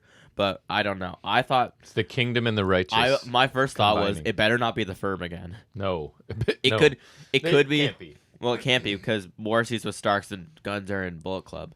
Yes. But I thought it could be everyone except Morrissey because there's no tall guy. I like a little bit of intrigue, even though sometimes these things like the payoff is not what you want. Especially NXT seems to do that to me, where the payoff isn't exactly what I want. But I do like the cliffhanging and creating these conversations of like who could it be and whatever. It's fun, right? Because there's no context here. We have no idea other than it's the mask, so we don't know if it's actually him or not. Right.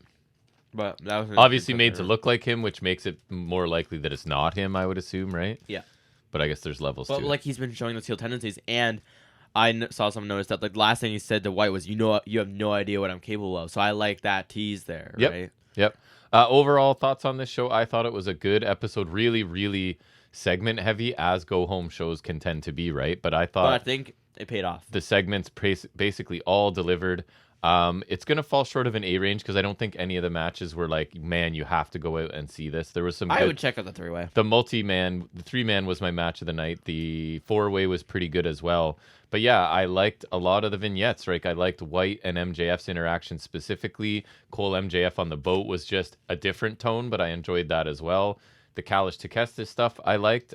Even Yuta and Stark's little interaction was good, right? So Vincent Dutch vignette we liked. So a lot of the in-ring stuff, and then culminating with Paige and Swerve ending the show. So again, really, really good storytelling and segments and interviews.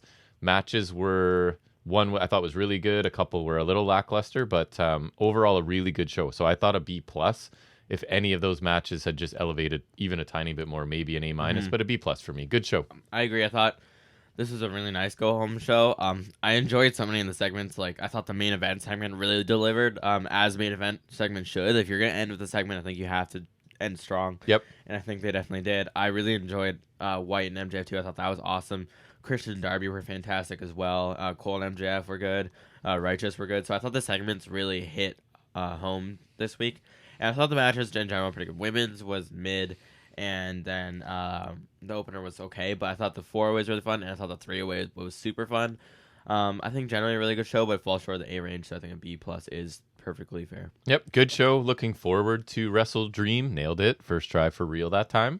Even confident in it. Yeah. Really looking forward to that show. I feel like it's going to be a long show and maybe a couple of matches we don't need, but the majority looks pretty good. Yep. All right, so let's move into talking about some trivia, where I'm going to got some AI generated questions and you're going to answer them in what we call off the top of his head.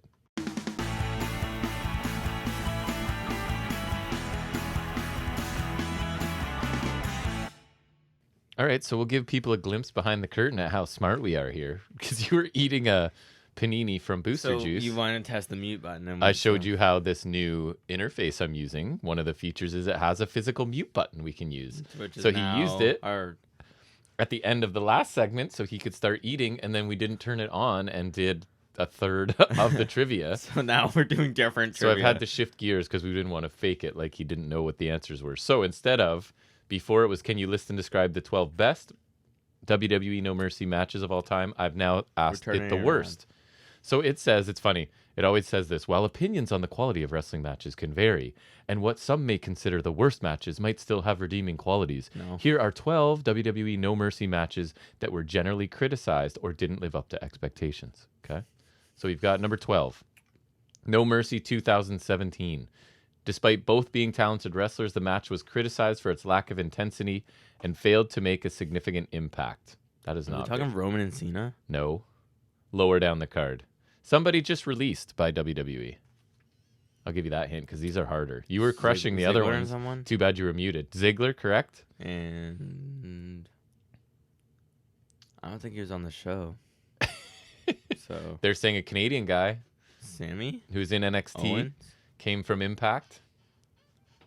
Had a huge theme song. Yeah, they're saying Rude Ziggler. No, because I'm almost positive they were both on SmackDown. No, Bobby Roode would have been in NXT still, maybe on SmackDown, but Ziggler was on SmackDown, so No Mercy 2017. I'm almost positive that's not right. How dare you? Because I thought for a second they were going to say Ziggler Miz. I was like, no.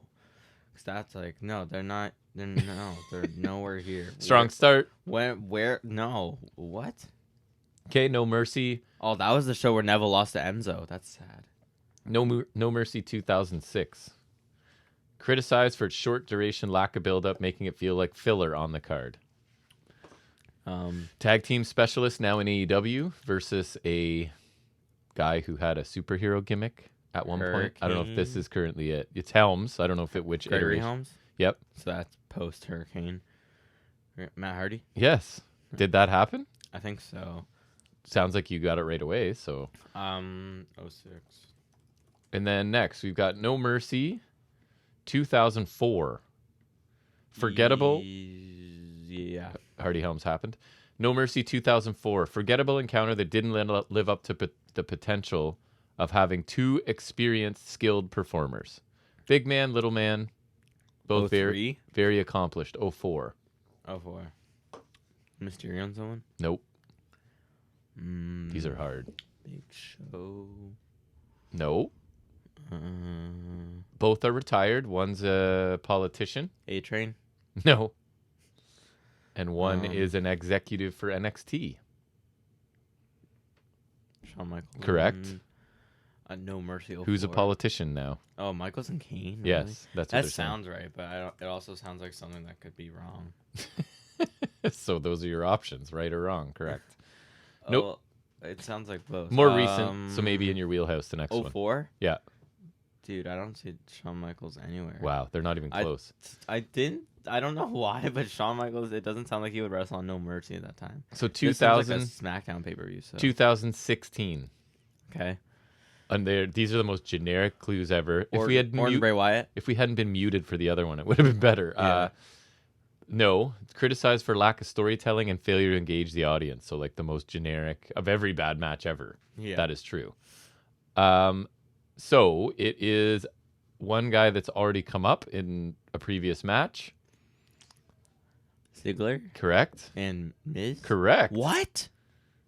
No. Why was that that's good? Like one of the. That's when Miz was IC champion, like Ziggler put his career on the line. That's like an amazing match. And so they're saying lack of storytelling, and you're like, no, that was a good story. That was a great story. I remember that from my early days watching. That was a. So they're either wrong or you vehemently disagree. That's wrong. I hear praise for that match too, so I don't know what they are on about. No Mercy 2012. Match was decent, controversial finish. No. What? No, there's No Mercy 2012. Because I'm like, what do you mean? You haven't even guessed. Why are you saying no? It's no. I'm almost. Are you saying that John Cena did not face Brock Lesnar at No Mercy? Extreme Rules 2012. No. Okay, so I searched No Mercy 2012, and the first thing is IMDb No Mercy 2010, a movie. Okay. That event does not exist. So No Mercy 2006 then. Both accomplished performers. I swear this one was on the best of list that I just had too. Criticized for its sluggish pace and lack of excitement. One of the greatest, I always say one of the best of all time versus Angle? Yeah, versus a powerhouse. Mark Henry? Correct. That sounds right. Sounds like it could have happened in 2006. Yeah. Mark Henry was good for one run. I don't know if that was it or not. Hall of Pain. Hall of Pain that was like run 2011. was sick. Sorry, Angle and Mark Henry. Yeah, probably No wrong. Mercy 06. I'm not seeing anything. These are terrible. I don't see either of them on the show. No, I don't. No, they're not even here. No Mercy 2007.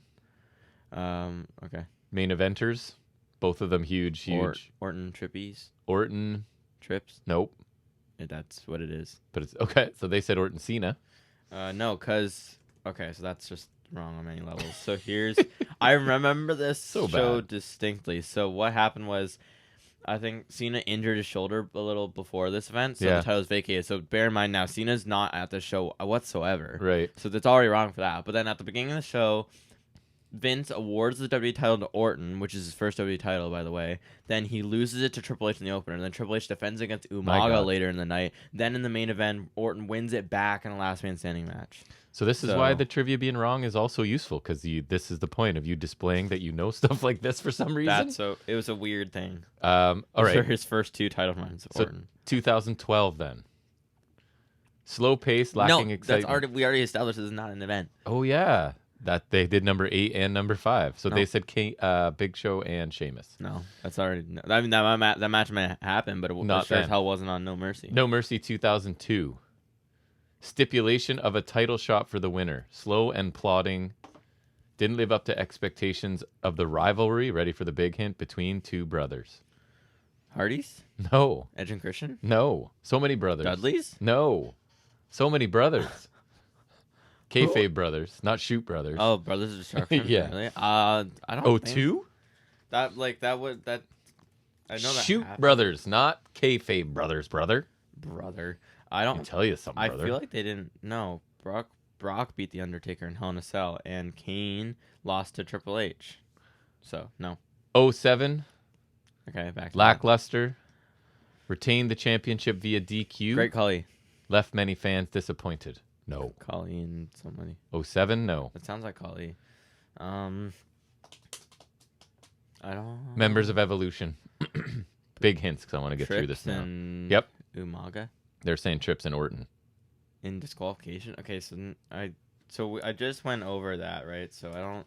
You think that's already been debunked? I would think so, because yeah. So Triple In a H beat previous Orton in rant? the first match, right? Because that's what I mentioned. Then Triple H beat Umaga, then Randy Orton beat him in last. No, so Umanga? that's not right. Okay. Wrong again. Yes. 2006, we got 2 more and we're out of here. 2006, potential great clash of styles received criticism for its slow pace, lack of chemistry between the 2 performers. Thanks, that's so helpful. A big bully of a man and a little guy. Kane and Like a shoot bully. JBL and Correct. Mysterio. Correct. I should know that because that was a title. I think that's pretty much. I'm pretty positive that's right. Nice. Actually, It's good they got one I'll right. double check that. Yeah, considering they went on No Mercy 2012 both times. Because I know No Mercy is one of those pay-per-views where they took a big hiatus from that. So Number 1. Hold on, wait. Sorry, No Mercy 2006. Yep. No, Nope. that's not right. I thought the timeline would have been right, but it So it probably bad, was this earlier in one. the year. Jesus. No Mercy 2003, last one. Okay. The match itself wasn't necessarily bad, but the finish was widely criticized. One man faked a leg injury, which was considered an underwhelming way to end the bout. So who would be a weasel and try and fake an injury would fit his character Vince? well. Yeah, but no. Who would try and, it's a famous spot now where people use his name. Eddie? Yes. And Someone we saw on Dynamite this week. Jarrett. No, not Jarrett. We saw him as in his alter ego. One of them. Big boy. Oh, Big Show? Yeah. That makes sense. It's probably like U.S. title related be. or something. All right, so let me see. check that one. Yes. This was They did have a match, so not our best one, that but was horrible. there was half of a good one that was muted. It would only be me asking questions and no track of you answering. So And then you asking questions, laughing a little, and being like, and then saying that would have something. sounded crazy. Anyways, we You did what we put did. that out. Maybe I'll tack it back on the end. I could grab it again. Anyways, so let's get back into what we watched this week in the world of wrestling, what we call Highspots and Restholds.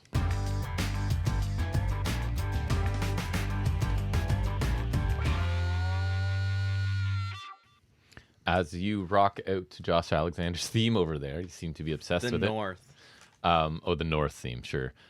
You worked every day this week, so you didn't get around to watching any main roster. So No, and we're covering previews. So So I will sort of talk about most of I guess all the high spots and Restholds because I did watch the usual stuff that I watch. First thing being NXT, which I wrote in my notes. We can bring back an old gimmick from this show. So I'm not going to tell you what it is. We're going to see if you remember the gimmick when we get to it. Okay. So I thought a high spot. I liked the opening match. It was the finals in the Heritage Tournament qualify, whatever it is for number one Global contender. Heritage Invitational. There it is. And it was Butch versus Joe Coffey. Butch, which is a rematch from a pay-per-view in the UK, I'm pretty sure. NXT Takeover. It was the first Takeover of Blackpool There you go. before Walter's debut. But yeah, obviously, I kind of like both of these guys. Huge fan of Butch, and both Booker T and Vic Joseph, and I've done this on the podcast. Refer to Joe Coffey as Joe Gacy at least once each, and I'm pretty sure Vic's mad because I think it entered his mind because Booker did it first, right? So It's definitely because of Booker. anyways, this was an excellent match. I thought Butch looked fantastic in this. His style, I was telling you, just works for me. It's this steady pace. He keeps coming at you with like a variety of stuff, right? Strikes, submissions, joint manipulations, suplexes, moonsaults, like, and all of it looks good and believable. And it's just like he's constantly coming at you with relentless, varied offense, and I love it. I love Pete Dunne. Coffee sold for probably the first half of this, but then did have a few impressive stretches in the latter half. Then crazy kind of furious exchanges near the finish. The crowd was really into it. The rest of Gallus got sent back somewhere in the middle of this. See, it can happen. I mean, I know it's a different company, but you can send interfering people to the back. Anyways, Coffee hit his finishing clothesline, which I never remember the name of. I forgot still. Because it's far too long. And then it ends up outside the ring. Coffee goes for that diving shoulder thing that he does, ends up hitting the steps I saw, yeah. when that Butch in moves. the It looked pretty finish. solid. Right back in the ring, bitter end, and Butch wins after 12 minutes. I thought this was a really good TV match. I would recommend it to people if you don't watch NXT. So that's going to lead to Butch challenging Noam Dar, which I think is cool, That's right? awesome. And that's on No Mercy, I assume? Yeah. Yeah, awesome. Gotta give it Pete Dunne. You can't have Butch doing this. I don't know. You can't have Butch doing this. I don't know. We'll This see. is not Butch. Then you had Dom. He amused me a little bit in a really quick segment because he thought he was going to be off of No Mercy, wouldn't have a match, and he could sit on a comfy couch with mommy and have chicken tendies, which made me laugh for some reason, right? Because he just sounds like such a child, basically. No one says that. He feels like Although Maddie from Hot Dog was saying one guy actually came up and ordered it like that. chicken once. tendies. Yeah. He just feels like an entitled little kid, right? And I think it's working for him. So Mackenzie Mitchell informs him that there's a triple threat match later with the winner facing Dom at No Mercy. Gee, why would you have to do that? I thought Dom was in a story with someone and they were leading towards a match. Oh wait, it was Mustafa Ali. Well, no, what? Who? He was supposed to exactly. So they're having to clearly call an audible here, and this is it's fine. It's Mandy Rose. He's persona non grata. It's the way that they chose to go. So I thought, and then it ends with Dom whining and complaining about Shawn Michaels and the way he's running NXT as he walks away. Could you not? Was there not a way to release him after the show? Or? Right, like right as you're approaching the culmination of this story, right? Yeah. He's gone. Notable, we have Stax and Tony are hosting all of the tag teams at the restaurant that they've done many segments in. I feel like it probably would have affected the story even if they released him after it, because I feel like his story doesn't end because he kind of had the thing with Dragon Lee. Yes. So I feel like and he was kind of doing the I'm like kind of a heel. Yeah, but I guess it would screw up the story anyways. Yeah. I guess so. Never mind then. Stax says the champs call the shots now, apparently. So I guess they get to just pick their opponent, which is a new phenomenon for me. I'm pretty. Well, although that's not true. Remember, there was no what would you call it, authority figure for a while, and everyone was just making their own matches, and it drove me crazy. That was the 2.0 era. It was like bedlam because it's just like Regal didn't exist anymore. And it was like everything was sped. It was like everything was 1.5 speed, and it was at least crazy. there's Shawn Michaels now, so there's like Right. some semblance of authority. Right. So Carrillo and Garza are the first to arrive in the first segment, and just to go over the rest. Is it the 3-part thing? Yeah. So it is, or was Is that it what 2 you or were 3? talking about, or Yeah, it was at least 2 or 3 segments is of that this. our thing? So then Carrillo and Garza are explaining their new chest tattoos where their grandfather sliced them in a dream, remember, which I loved so much. Other Creeds show up next, and they're basically focused. They're hungry. And then our favorite new tag team name. Do you want to announce their name? Out the Mud. Out of the Mud, which is, what are their names? Bronco? Bronco Nima, Lucian Price. Right. So With scripts. terrible name. They show up after the main event, so I'm kind of out of order, but just getting it all out of the way at once. Everyone wants to know who the champs are choosing. A little bit of light comedy ensues. And then Tony's family that's been in ring for another segment all show up. And what a surprise. It's a 4-way at No Mercy, which is exactly where everyone thought it was going, and that's fine. And Out of the Mud are nowhere near ready, but at least... Out the Mud. Is it Out the Mud? But at least... They're OTM, so... at least they shouldn't have to do much in a four-way. Yeah, their placement here is questionable to me. Agree. I think it's, again, let's see what they can do. I guess. In a longer spot. Joe Gacy loses to Trick in 3 minutes. There it is. There's the gimmick. You'll get to do it a lot here. Gacy loses to Trick in 3 minutes, and it kind of made sense to me. I think I talked about this with you. Gacy's on like a downward spiral, like everyone's abandoning him and losing matches and group members. So Trick's on the way up, so it makes like a good decision here, and it can be really quick. I don't think it needed to be longer. Trick gets on the mic after the match, briefly puts over Mello, and says, then sort of like, it's like he has this epiphany where he's like, Mello already has his championship, so now it's Trick's time to go out and get his, and he sort of marches off with a purpose as commentary. Wonder what he's about to do. What could he do? He's going for the women's title. Yep. Thea then debuts her new look, and it kind of, to me, looks like, what's her name? Liv Morgan? Oh, so wait, no, that's not even yet. So it's backstage, and it's just her new look without ring gear, and Chase and Hudson pretend to like it because they don't want to annoy her. They're trying to keep her in the group or whatever. And then when she walks away, Jane says to wait until they see her ring gear later. It's fine, and I guess, like, I get wanting to have Hale evolve because she's doing really well, so let's try something new. And honestly, I have to say JC Jane is less annoying as, like, the secondary, right? It's kind of about Hale, and Jane's a supporting role, so that's much better than her doing everything. Corbin then beat Josh Briggs in a 3-minute Haas fight. Yes, I call it a Haas sprint. I didn't even mind it, but it was really quick. Briggs has he has a really nice big boot, Briggs does. But anyways, Corbin ends up pulling the ref in front of him to stop Briggs' momentum. I think it was like a clothesline off the ropes, end of days, and it's over. As you would expect, he has a no mercy match, right? And Briggs is half of a tag team that doesn't get much attention anymore, so makes sense. Although I don't think Briggs is bad. Corbin gets on the mic, calls out Braun. Braun comes out and attacks him immediately, and we get a pull apart. Out of the mud. Out the mud. Out the mud. Beat Hank and Tank by cheating before I put assisted Alabama slam. Looks like their finisher for the win in 3 minutes. Correct. Isn't this crazy? Then we got a decent. Oh, yeah, I should definitely watch NXT. We got a decent strap match, but it kind of suffered in direct comparison to AEW having a recent one, right? Which was an absolute banger. This was not. I saw there was a strap match. I was like, that's really random. It's so Thorpe's family are in attendance for this to give you an idea of how it's going to go. He does end up winning with the second rope elbow drop with the strap wrapped around his arm. This was a pretty generic strap match. There's a bit of whipping with the strap, but nothing like really creative or innovative, and just kind of WWE level of violence, right? So it's never going to get to the level of AEW, which that one was crazy. That so one was awesome. It kind of hurts by direct comparison. Dijak then, after the match, sort of snaps and attacks Thorpe, ends up whipping him with this white belt he was wearing. So I guess this feud isn't over, even though I felt like maybe it could be. Anyways, Thea Hale beats Danny Palmer. Is it Danny Palmer? I just wrote Palmer. Yeah, really quickly. I don't even think 3 minutes.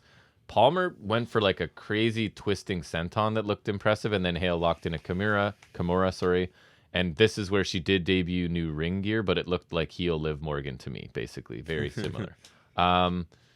Trick is backstage, and he's really hyped about being added now to the number one contender match for the North American title, so they're going to make that a four-way.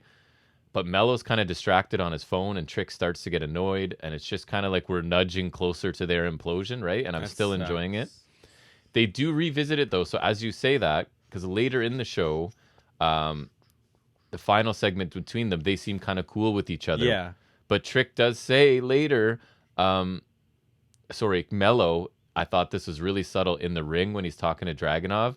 He starts listing off, like, I'm not these lesser opponents. I remember, and I love Dragunov's reaction. And he actually accidentally, like, slipped in Trick there, and it's like, oh, right? Like, I thought Dragunov sold that perfectly, because he's, like, egging him on, kind of like, you know, like... You just sold out your boy. Yeah, I thought Dragunov sold it perfectly, because I think I was there for that, at least. Yeah. And then I had to go back, because I missed it. There is a tease of Brian Pillman, right? Yes. It's a staticky TV. It goes from Super a Bengals short. game, which his dad played for the Bengals, and then the channel switches to WWE Saturday night. So a pretty clear indication of what we're getting there. Yeah, sorry, what did I say? WWE. Sorry.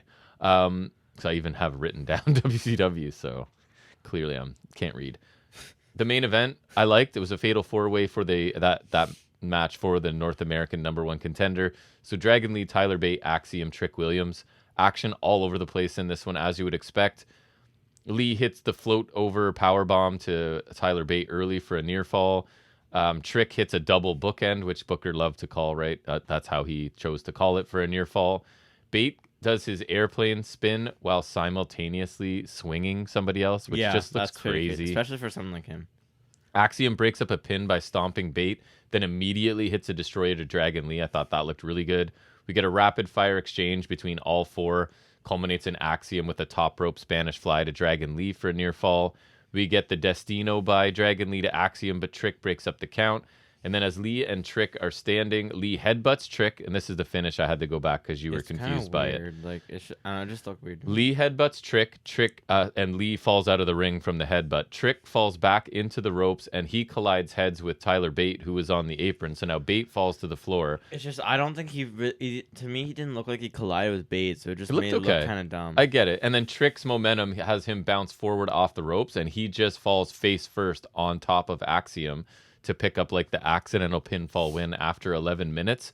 I thought the main event was really fun. And between this and the opener, they had two really good matches despite like I went back and looked, 4 3-minute matches, but then 2 good matches. So it kind of balances out.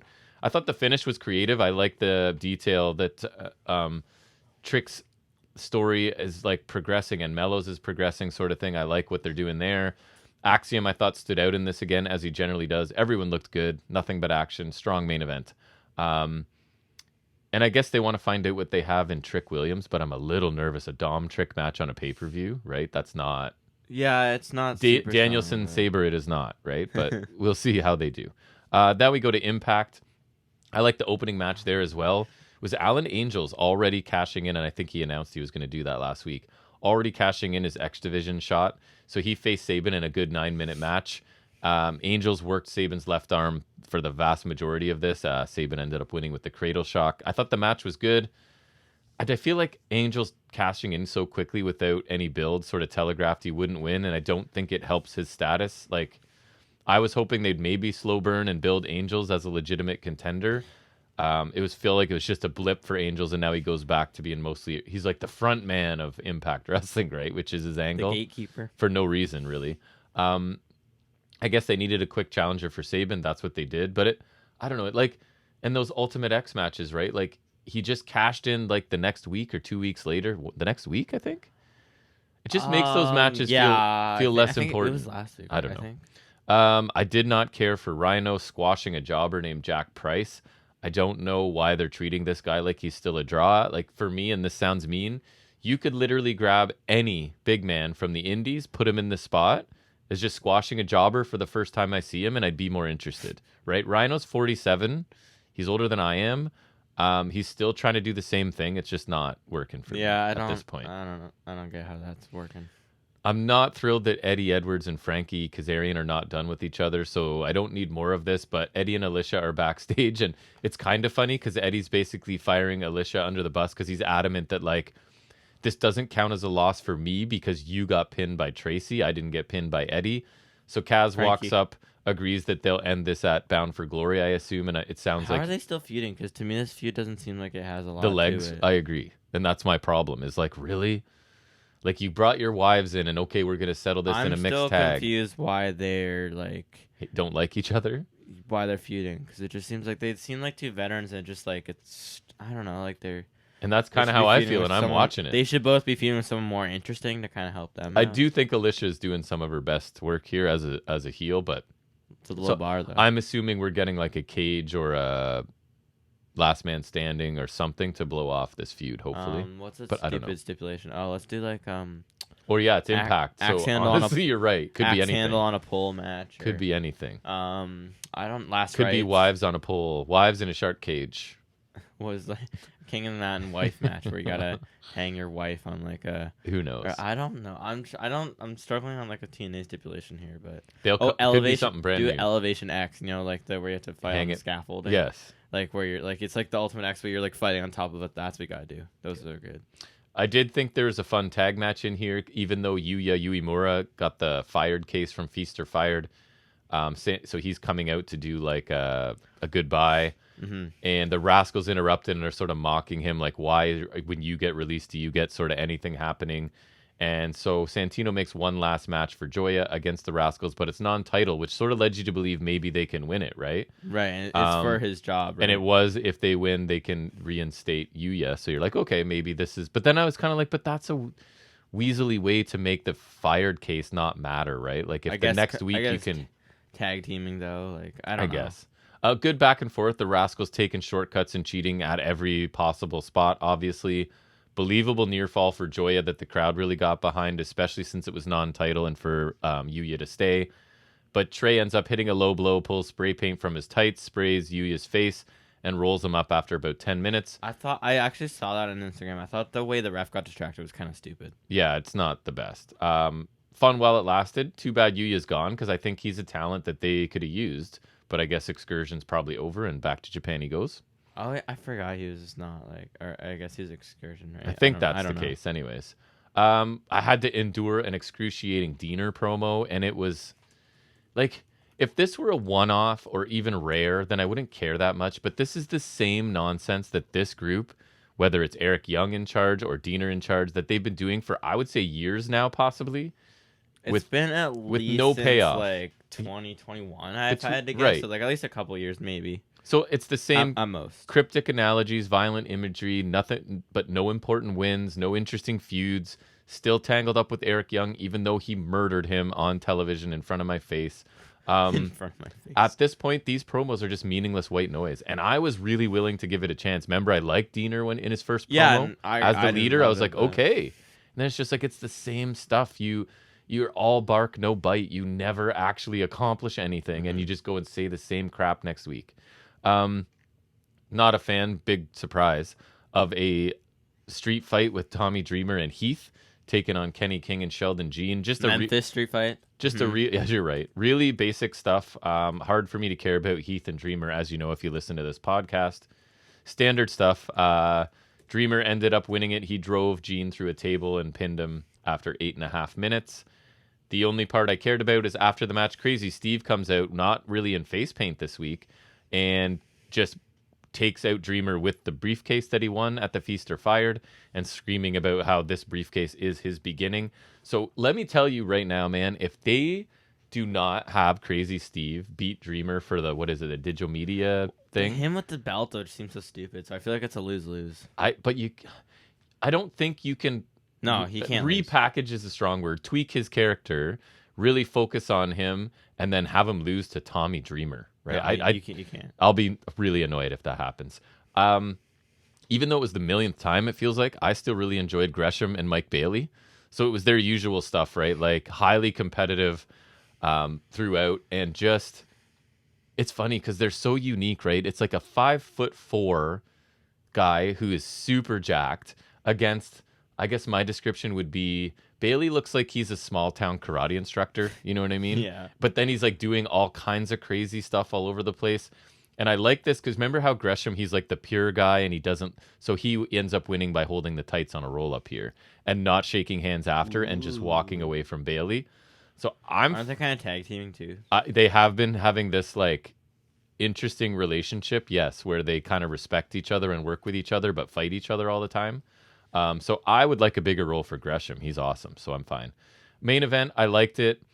It was Trinity defending against Giselle Shaw. If I'm being honest, man, at this point, I prefer, this might be a hot take, I don't know. I prefer Giselle Shaw in ring to Naomi. Sorry, Trinity. Because you've heard my criticism of Trinity. She is like, she's all flash and not a lot of impact, no pun intended. Whereas Shaw, her stuff looks aggressive and realistic, right? Which is my preferred style. I think she can hang with the major stars. I think they have something with her. I think she's a future champion for them. And they have a pretty good knockouts division. I'm just not... Trinity's in-ring style, it just, once it's removed from WWE where it's kind of normal and expected, I don't enjoy it, I guess. So anyways, Jay Vidal accidentally trips Giselle Shaw, so we'll see if there's fallout from that. Trinity hits her Starstruck submission after 12 minutes. So a pretty good main event. And that is all I have, and you have nothing. So we are going to move into We're going to finish the show with a couple previews of a show tonight and a show tomorrow, yeah? Mm-hmm. So I don't know what to call that segment, but we'll call it here. Preview. Sorry? Preview. Preview right now.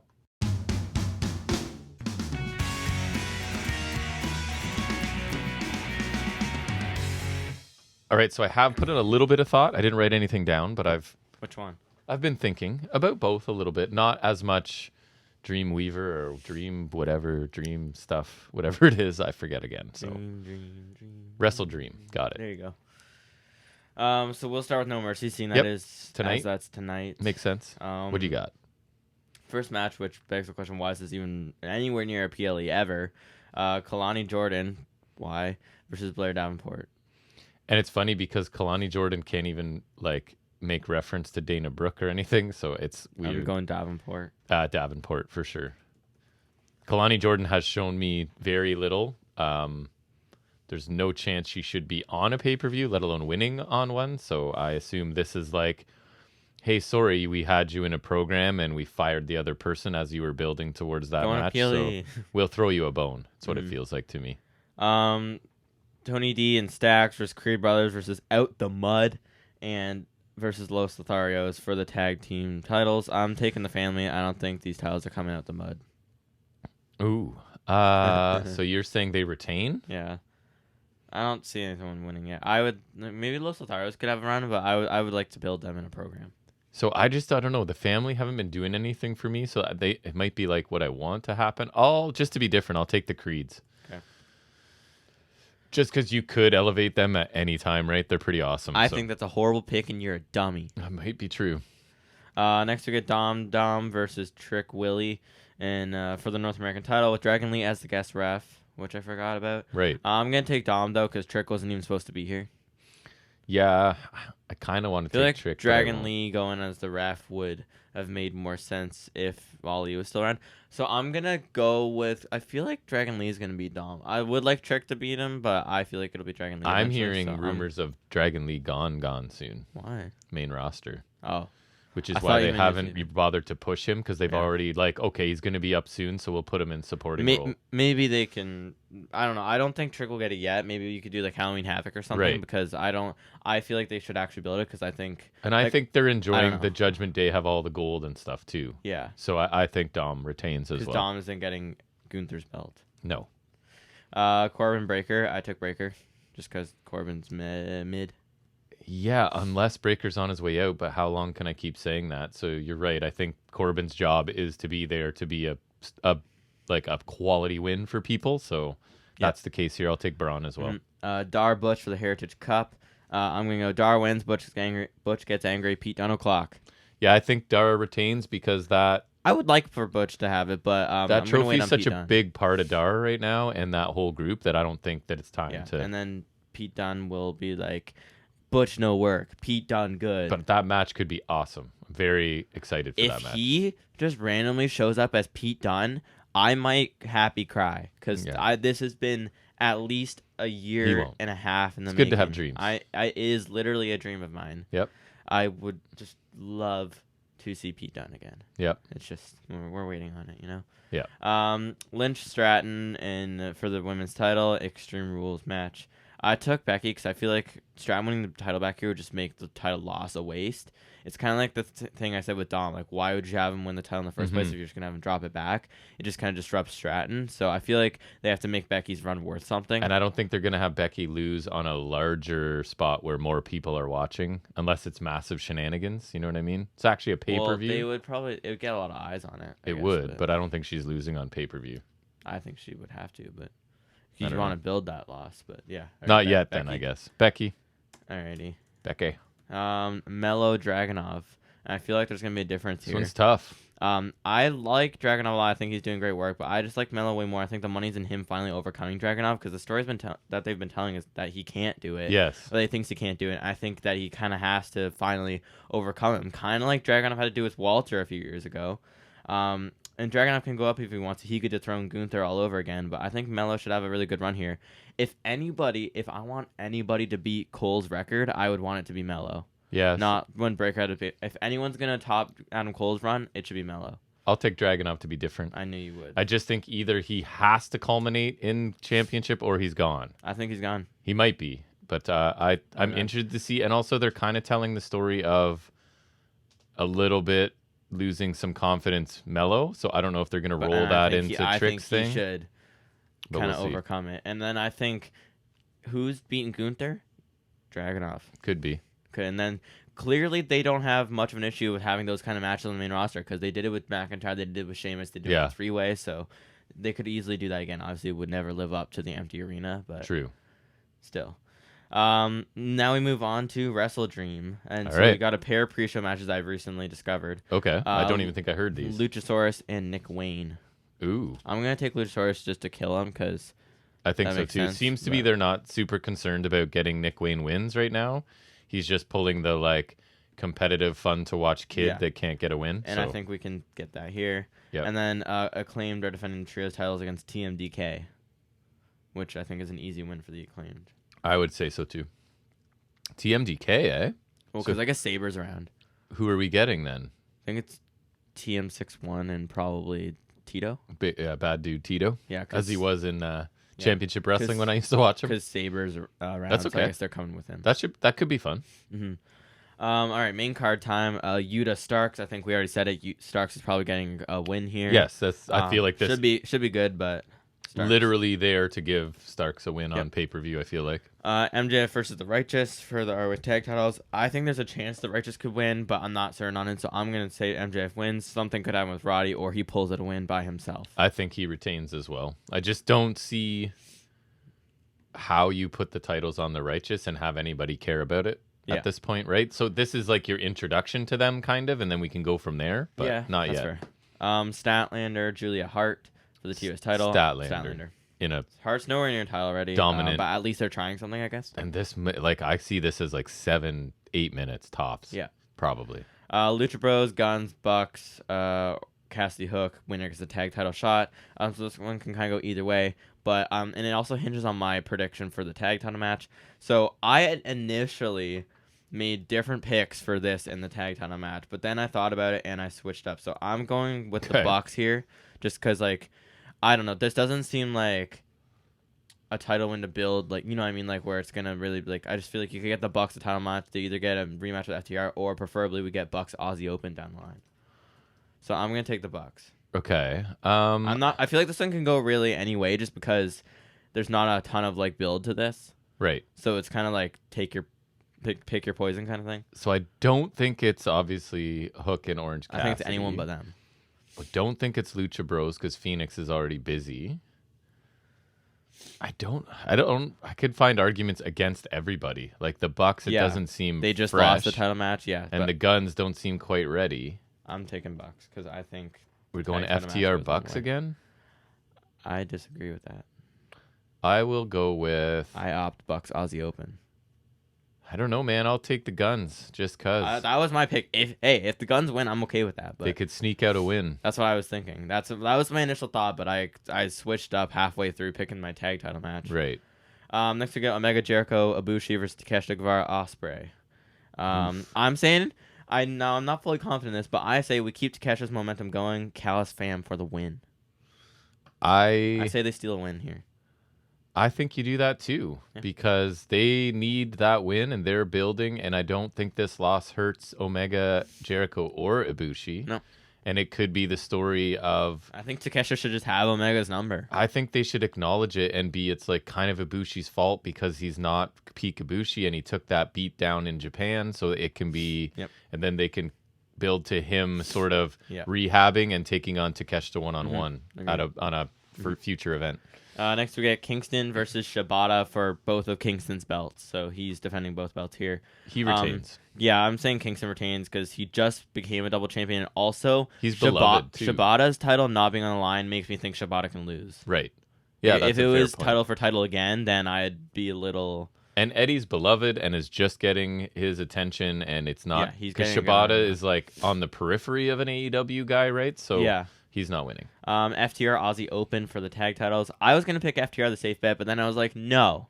I love Aussie Open. Aussie Open's awesome. So I'm going to bet on them. I don't care if That's it's a dumb. bet You're pick. dumb. I don't care.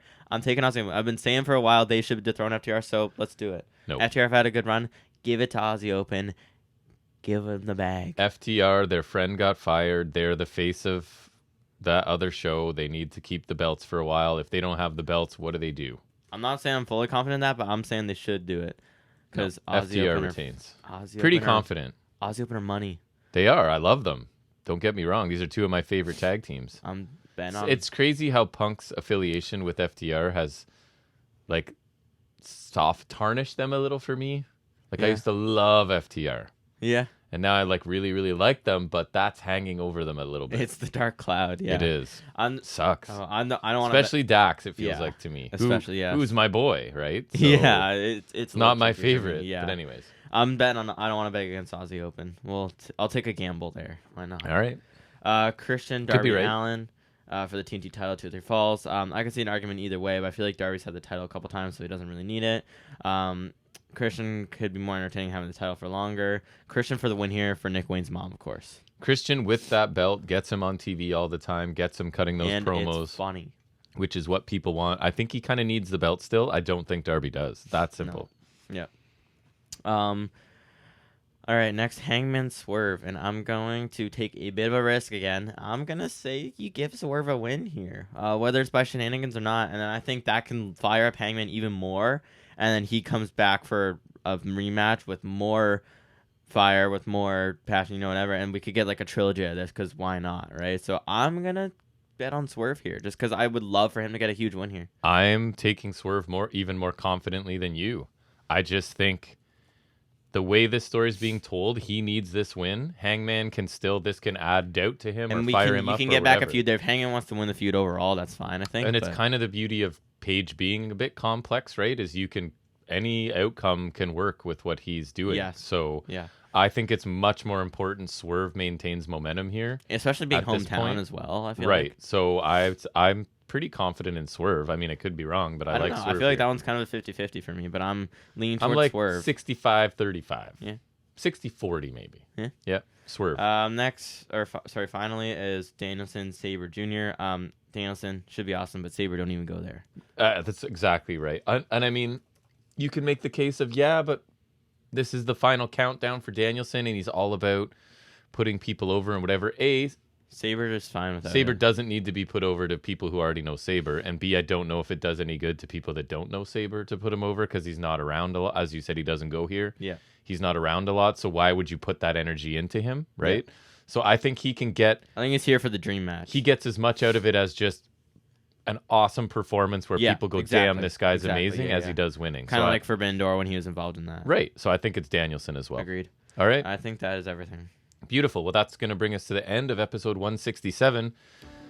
Either we'll have to talk about one or two of these pay-per-views on their own, or it's going to be a super chunky 168. If we talk about one, see. I would prefer Wrestledream, probably. It's long, too, so that would be a longer show. So we'll try and find time. More interesting. We'll see how your work schedule looks. We'll try and find time for that. If you want to contact us, please do fnswrestling@gmail.com, FNS_wrestling_podcast on Instagram, or if you're listening on YouTube, leave a comment there. I promise a reply. If I notice, I reply to everybody. So that being said, we'll see you back down here. Well, not down here. I'll see you across the table from me down here. Everyone else, you'll be wherever you are listening to us, hopefully, for 168 next Saturday. And until then, take care.